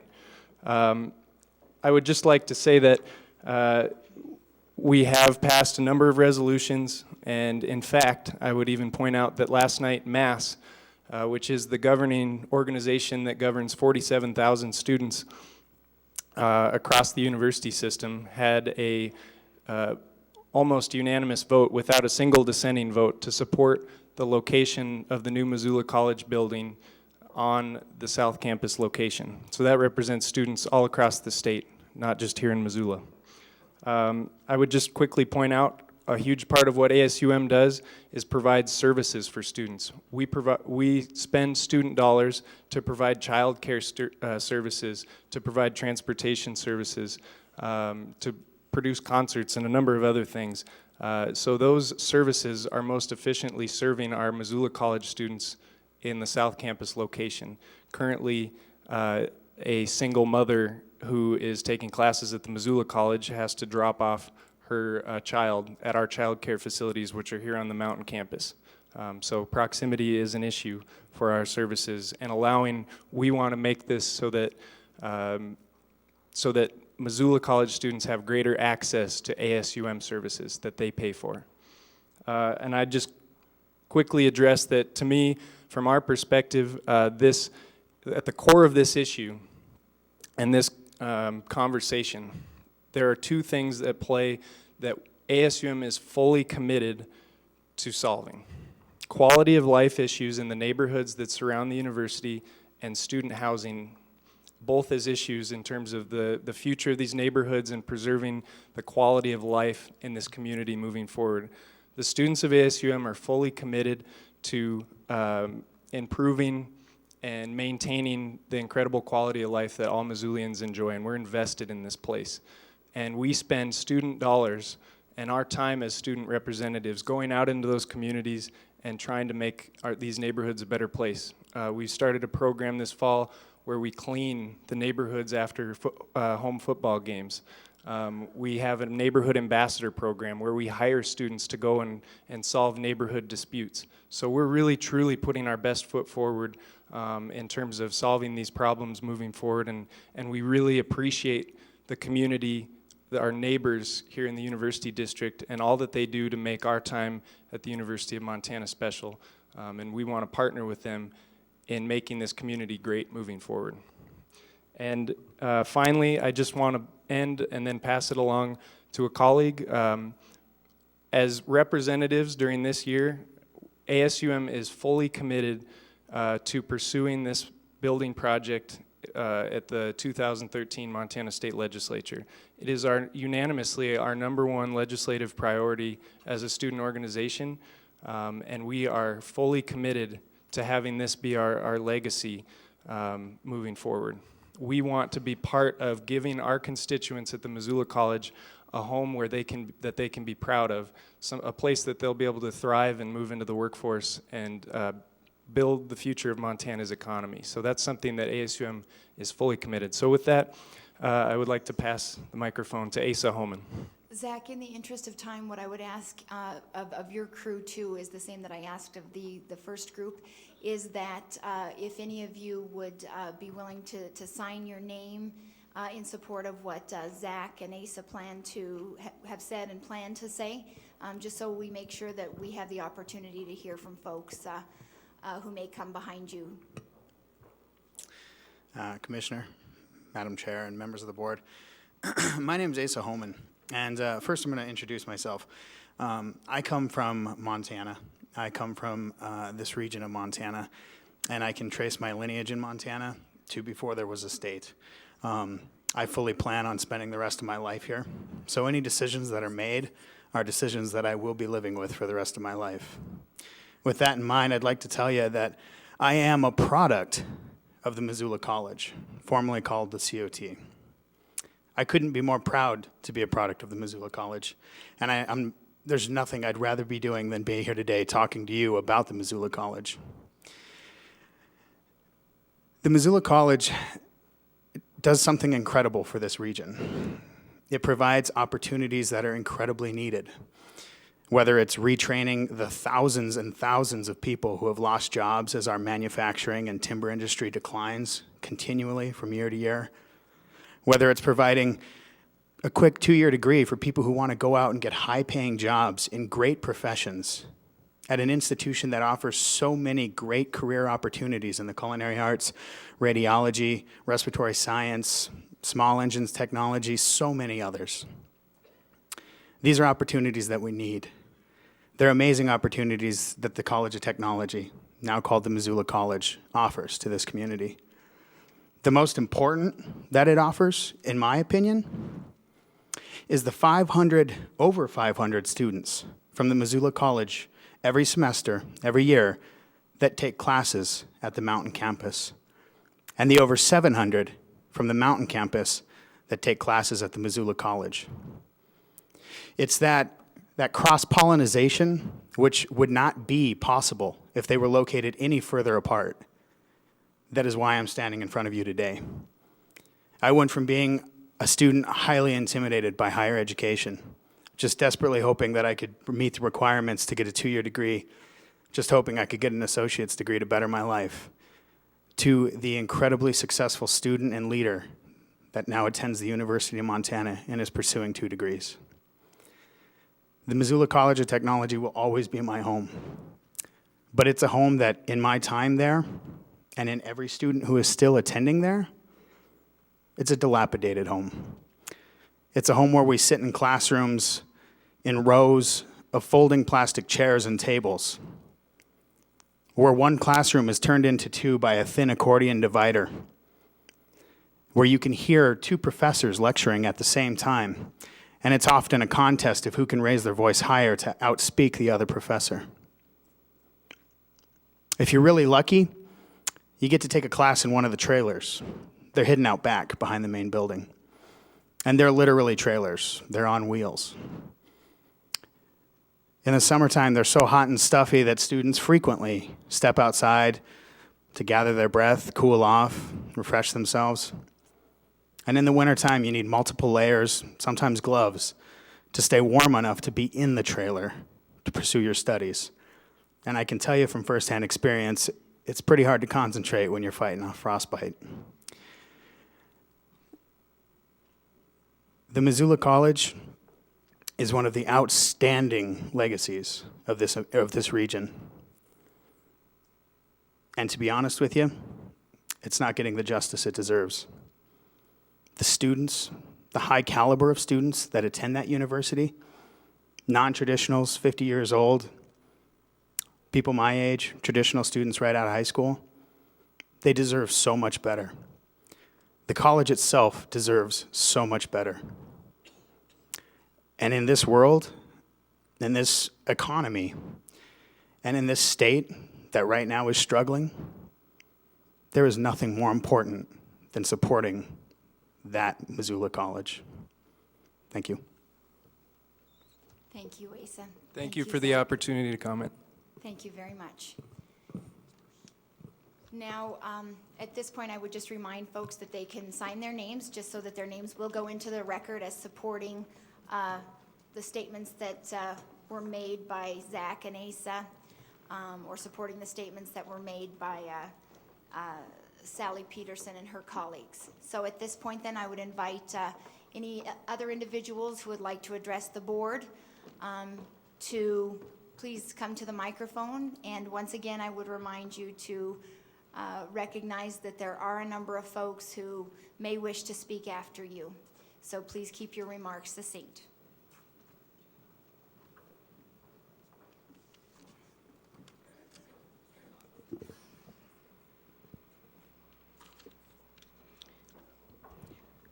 Commissioner Christian, Chair McLean, Regent Tuss, Regent Buchanan, Regent Williams, and Regent Thiel.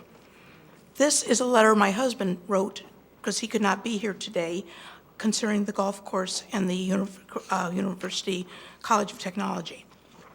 Does the University of Montana realize the negative economic impact they would cause by eliminating this popular and well-used, self-sustaining golf course? It draws many activities to the campus: cross-country track, golf course. We have 2 golf teams at the university. Where will they play? Building on a 9-hole golf course does not provide very much for the future expansion. From day one, the project would be landlocked, whereas the Fort Missoula land would provide more and almost endless opportunities for the future growth of the university. I don't know how the city could adequately handle the increased traffic demand on the South Avenue Higgins corridor without additional expense for new road construction. It has already been stated that the university still has adequate space for 8,000 more students for both UM and College of Technology. So why undertake a project when you can't fill the classroom space you already own? Over 6,000 signatures oppose this project, and that is only a small portion of those who have yet to sign their objection. Many of these objectors regularly support athletic programs as well as donate to the ongoing needs of the university. Do you really expect this financial support to continue if you disregard the overwhelming opinions of these people. Putting the College of Technology on Fort Missoula land provides the university with the easiest, most practical, and flexible ability to meet its needs well into the 22nd century. With all due respect, listen to the community that supports you, do the math, and build on Fort Missoula. It is the right plan to choose. Thank you. Thank you, ma'am. Would you please state your name for the record? Oh, I'm very sorry. Ann Woodridge. My husband is Bill Woodridge. Thank you, Ann. Can I give this letter to someone? Please do. Please do. Thank you. Thank you. And I do respect the students, so I understand what they're saying too.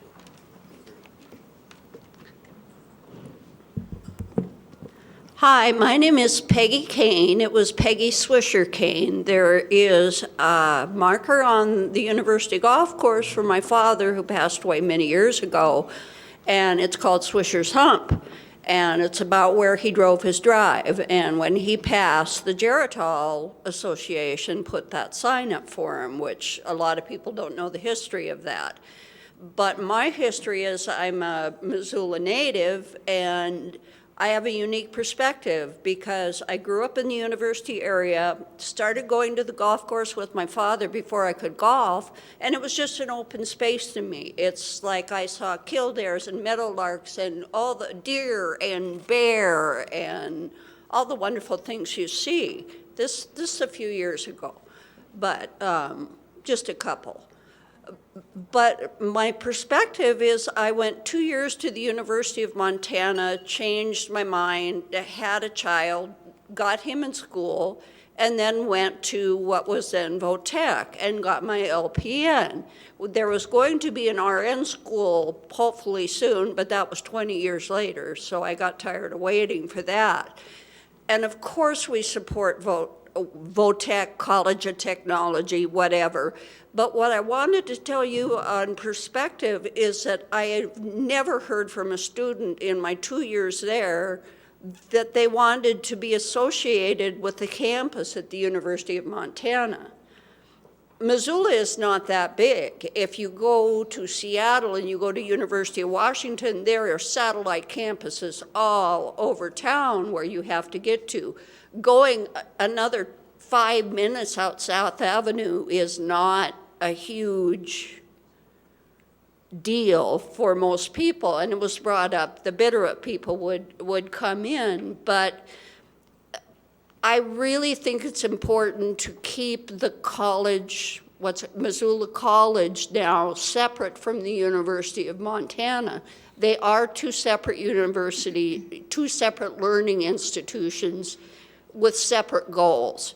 If people then want to go on, that's great, but to use it as a feeder system is, I think, goes against the idea of a two-year college. Thank you, Peggy. Thank you very much.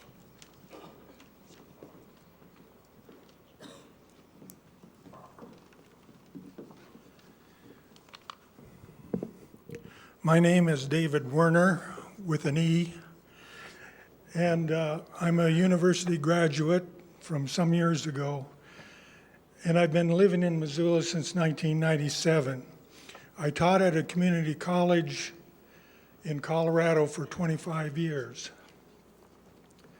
Members of the board, Commissioner, Presidents Engstrom and Cruzado, and presidents and deans of Montana community colleges.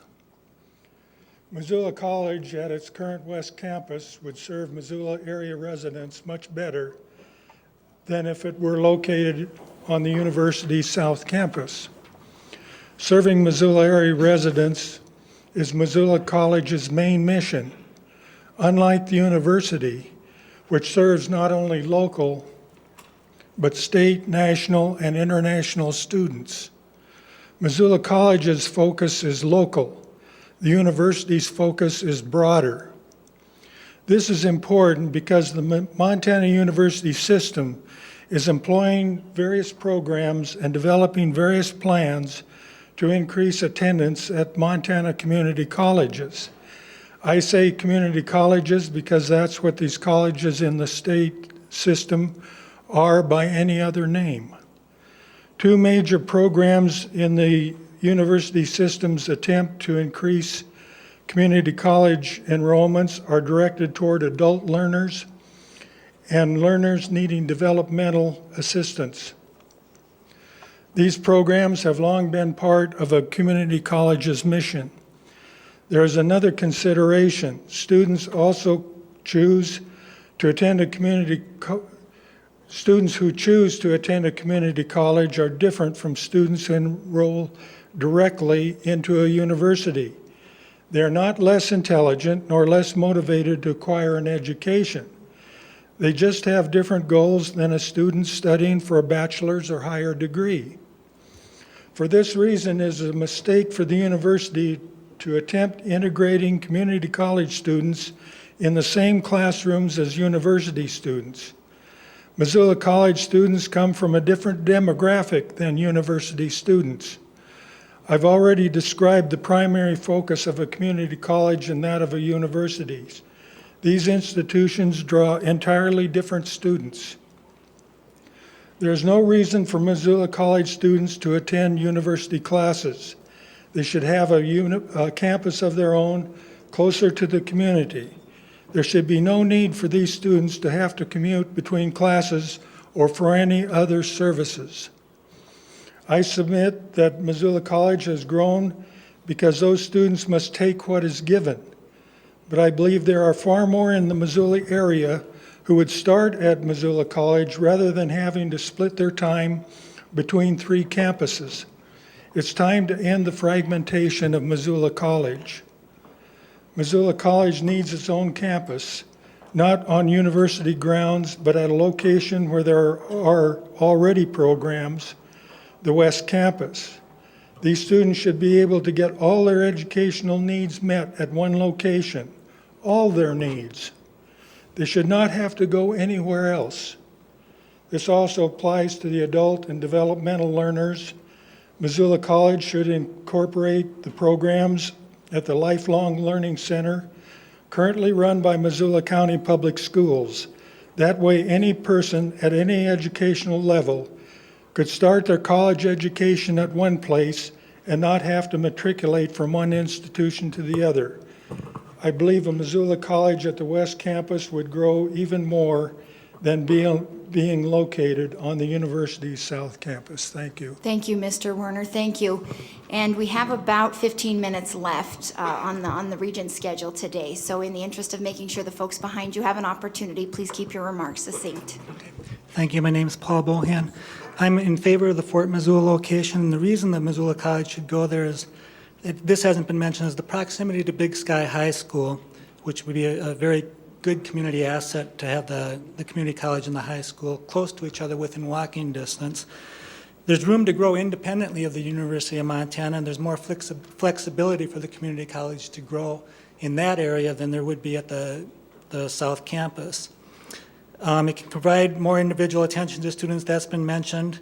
It has proximity to recreation facilities at Fort Missoula, and there's more parking area. It can spur better transportation options in the future.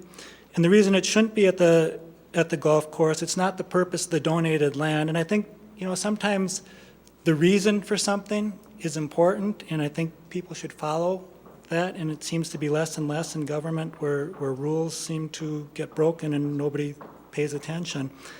And then the other thing about the golf course is it's a fairly flat or level ground, and there are very few areas on this side of town for recreation opportunities in the winter and other times where you have flat and ground where you're not going hiking up or you're hiking down. And then finally, I have to comment on the community thing, and this is just one paragraph short. It's like, when did leadership openly become manipulation? This doesn't refer to anyone specifically. It does refer to our Missoulian.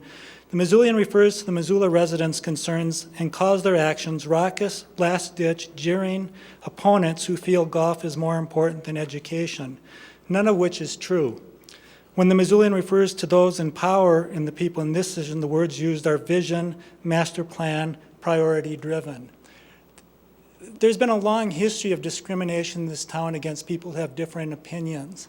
Our newspaper is very highly and very regularly adept at that. And another thing, and this isn't, like I say, this isn't directed at person, it's like a lot of people in this town, when they hear the statement moving forward over and over again, it sounds more to them like march over. Thank you.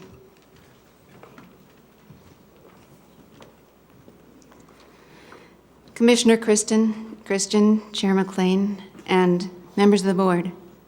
My name is Jan Hoem. I live in the Rattlesnake, but for 6 years I lived on the corner of Hilda and Daly here in the university area. I very much support the Missoula College and the desire of these young people to further their education in a good infrastructure, good buildings. But I do speak in support of saving the golf course for the many people all over who enjoy the golf course year-round. There are two aspects I want to discuss. One is fairness, and the other is common sense.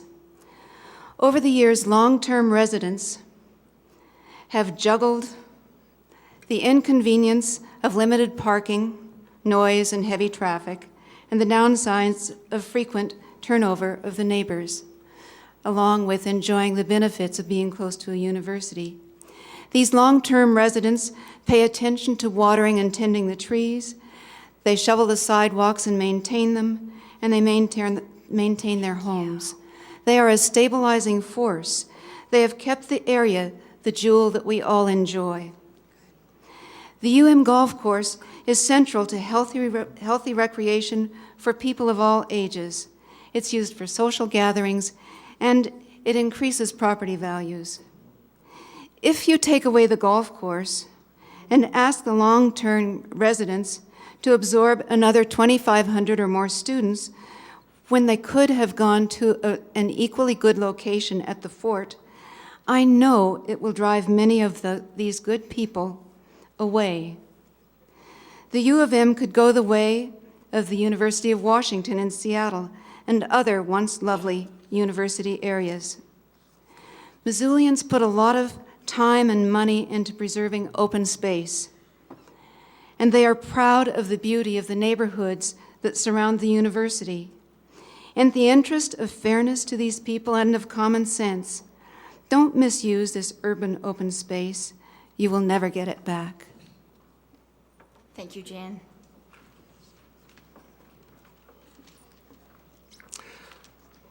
Commissioner Christian, Chair McLean, members of the board, my name is Harold Holm, husband of Jan, who's just here. I was born and raised in Butte, Montana, not too far from here, went to school here, graduated the University of Washington. Just for a little perspective, you don't have to go all the way back to Central Park. We've got a perfectly good example of a really terrific asset that was lost in Butte. I'm referring to the Columbia Gardens. Some of you I know have more than a passing acquaintance with Butte. The story, though, isn't in the nostalgia of the wonderful time spent out there, the recreation opportunities for little kids, older people, picnics, boardwalks, and the floating dance floor where we got to dance to the likes of the Dorsey brothers, and a lot of romance in that place. More than one person was engaged there, and what a feeling, what a place. But the story really is also in how it was killed. And they didn't just kill the Columbia Gardens, they buried it under waste rock. And boy, I'll tell you what, you can't talk about the Columbia Gardens without getting a catch in your throat because of the way it went. And I'm not suggesting that your board is anything like the board of the ACM, but boy, there was a lot of sad ways that, sad things that happened, missing documents, mysterious fires. So that's what we get to pass on to our kids, not just the nostalgic feeling, what a wonderful place it was, but how it was lost. Think hard before you give up an asset like this. You've got some really good alternatives out here at the West Campus. Thank you. Thank you.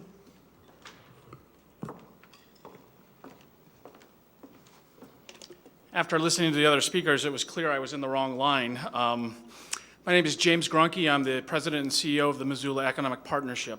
And it's refreshing that we're all in agreement here that we're talking about the need, and it's just really the where. But for us, it's more of a sense of the urgency. We were really lucky today that we had the announcement of a company from Maine that did an expansion into Missoula, into western Montana.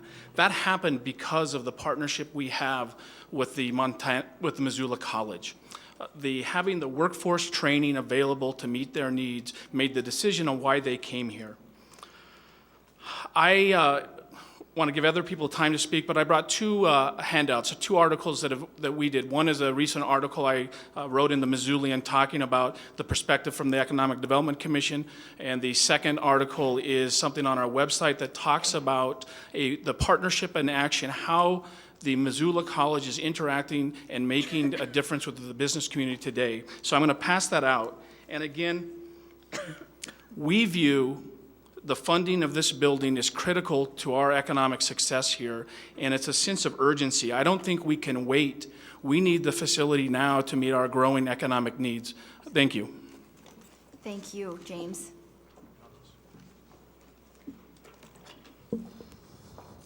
Commissioner Christian, Chairman McLean, and members of the board, my name is Renee Mitchell. Thank you for the opportunity. I agree we need an MC, but I'm afraid that haste could make waste big time. The senators from the ASUM spoke previously. They haven't talked to anybody on the main campus who disagree with the plan. I have signatures of 700 of them. We gathered these in a matter of hours one day. So he hasn't talked to very many, apparently, outside of his own group. So these are with our other almost 6,000 petitions.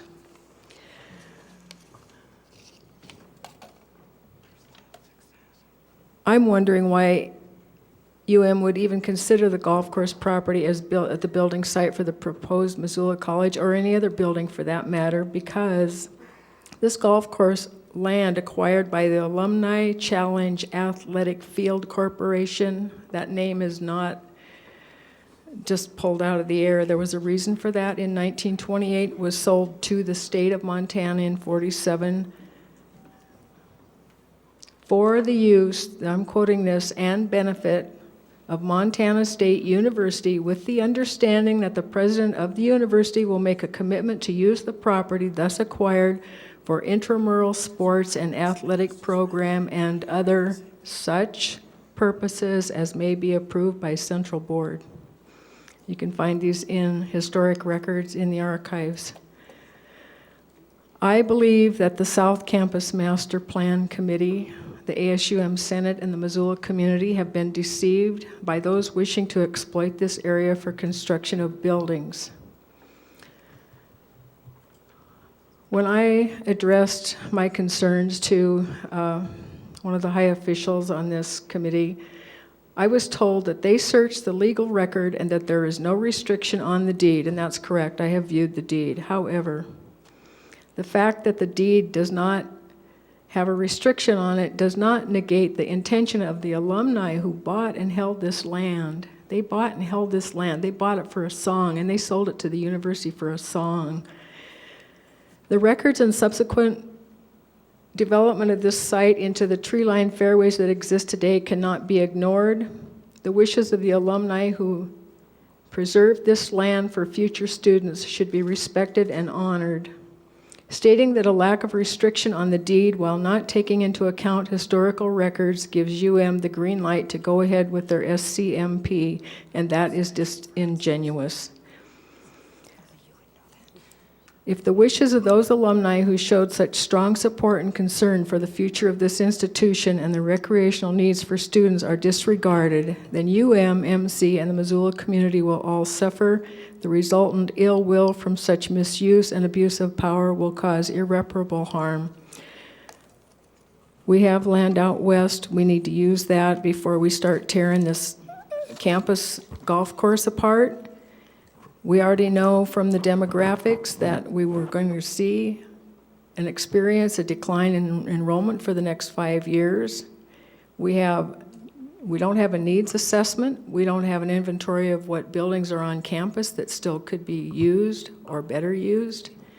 And to put one building out there that's going to be there by itself for 10 years and destroy this community asset is, to me, just unthinkable. Thank you. Thank you. We have about 5 minutes left, so if the folks would come to the mic and tell us Hi, where you are folks. quickly. My name's Louis Schneller. I'm an advocate for Missoula's future. I appreciate the opportunity to be here to speak before you. And what I'd like to say, you know about a term called the last best place. Everybody's heard that? Well, the Missoula Golf Course for the city of Missoula is the last best open space. It's been that way for a long time. It will continue to be that way unless, of course, the destruction of the golf course occurs as a result of the building of the Missoula College. I think this is an important consideration, the last best place. Open space. Now, Missoula, I think you need to know a couple of things about Missoula. Missoula has a tendency, and has had this tendency for a long time, to build inside the city limits to the maximum. This is a philosophy that's been espoused by our city government fathers and has been practiced for a long time. We have what's called cluster neighborhoods. Has anyone ever heard about that? Well, in that case, what we've done is we've overcrowded the neighborhoods by building. The desire to build, and now we've got ADUs coming in, auxiliary dwelling units. They're called grandma cottages. This is another attempt to build more and more and more within the city limits. This is a philosophy that I believe has permeated the university administration thinking. And so as a result of all this, what we're going to do is take up the last best open space, the university golf course. What a burden you have before you. I do not envy your situation. I would not want to be the one to put my name on the dotted line to destroy that most beautiful gem of open space. Thank you. Thank you, Louis. Hi, my name is Joanne Gray, and I'm here with my mother, Lorraine Richardson. I'm here to offer a perspective of just history of the UM golf course. My mother's been a fixture in the Montana, I guess, golf record for the past 5 decades. She alone in the early 40s, she was early 40s, learned how to golf on that course when there was not another place in town that someone of not substantial empowerment for the bank account could go into the country club. She was able to join there. She enjoyed many years golfing in that tournament, and now she can golf all over the state because of the skills. I'm here just to talk about the open space. There's been June Smounts in the early 80s gave over $500,000 in support of her scholarship for her son Tommy. He was a mentally handicapped child who was allowed the only course that would let him play is the University of Montana. I'm just here to appeal to you that golf is not just a recreational sport, as it's been proved by my mother and my father and many of the older golfers ahead of us. It is a sport that will gain you acceptance throughout your whole entire life that you can enjoy. Thank you. Thank you. Hi there. My name is Dennis Shea. I'm a Missoula native. I'm a University of Montana graduate. I'm also a current student at the Missoula College. I grew up in the university neighborhood and I still live there. My concern is, to me, this seems that it is more the development of the Missoula College at the golf course is more about a certain tract of land rather than building the Missoula College. I haven't heard much being built up as to other areas like developing with the current site where it's at, or other alternatives that haven't been introduced, such as like Dorham Blazer with the soccer field and the track. That could easily be moved with little interruption, and you could easily put a building there that would fully meet the development of Missoula College and be in close proximity to the college. I fully support education, and if there was a long-range plan that sincerely necessitated us using the golf course, I would be for it, but I don't think that plan has been introduced. And my last thing I would say, I guess the way I look at the golf course as being a resident of Missoula for this long is I kind of look at them as kind of like a good rancher. They're stewards of the land. Thank you, Dennis.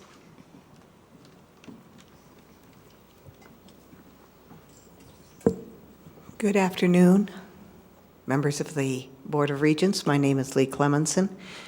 I'm a native of Missoula. My father was once vice president of this university, and I live across the street from Miller Hall, so I'm very close to the university. I would like to request that you consider a full environmental impact statement if this project should go forward. Missoula is in the habit always of going forward without impact statements. This has an assessment, but not a full impact statement. We will suffer greatly if this goes forward because of traffic, pollution, and all kinds of major impacts on our neighborhoods. It will really slam us very hard.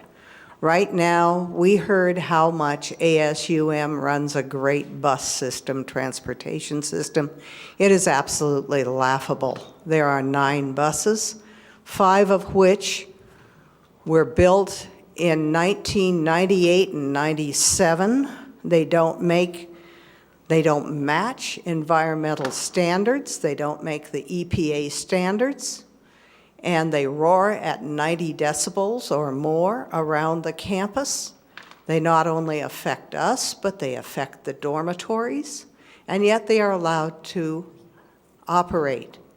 I would suggest that the transportation system be under the control of the University of Montana or Mountain Lion, and they be made very efficient, and they work well. I mean, that's just a suggestion.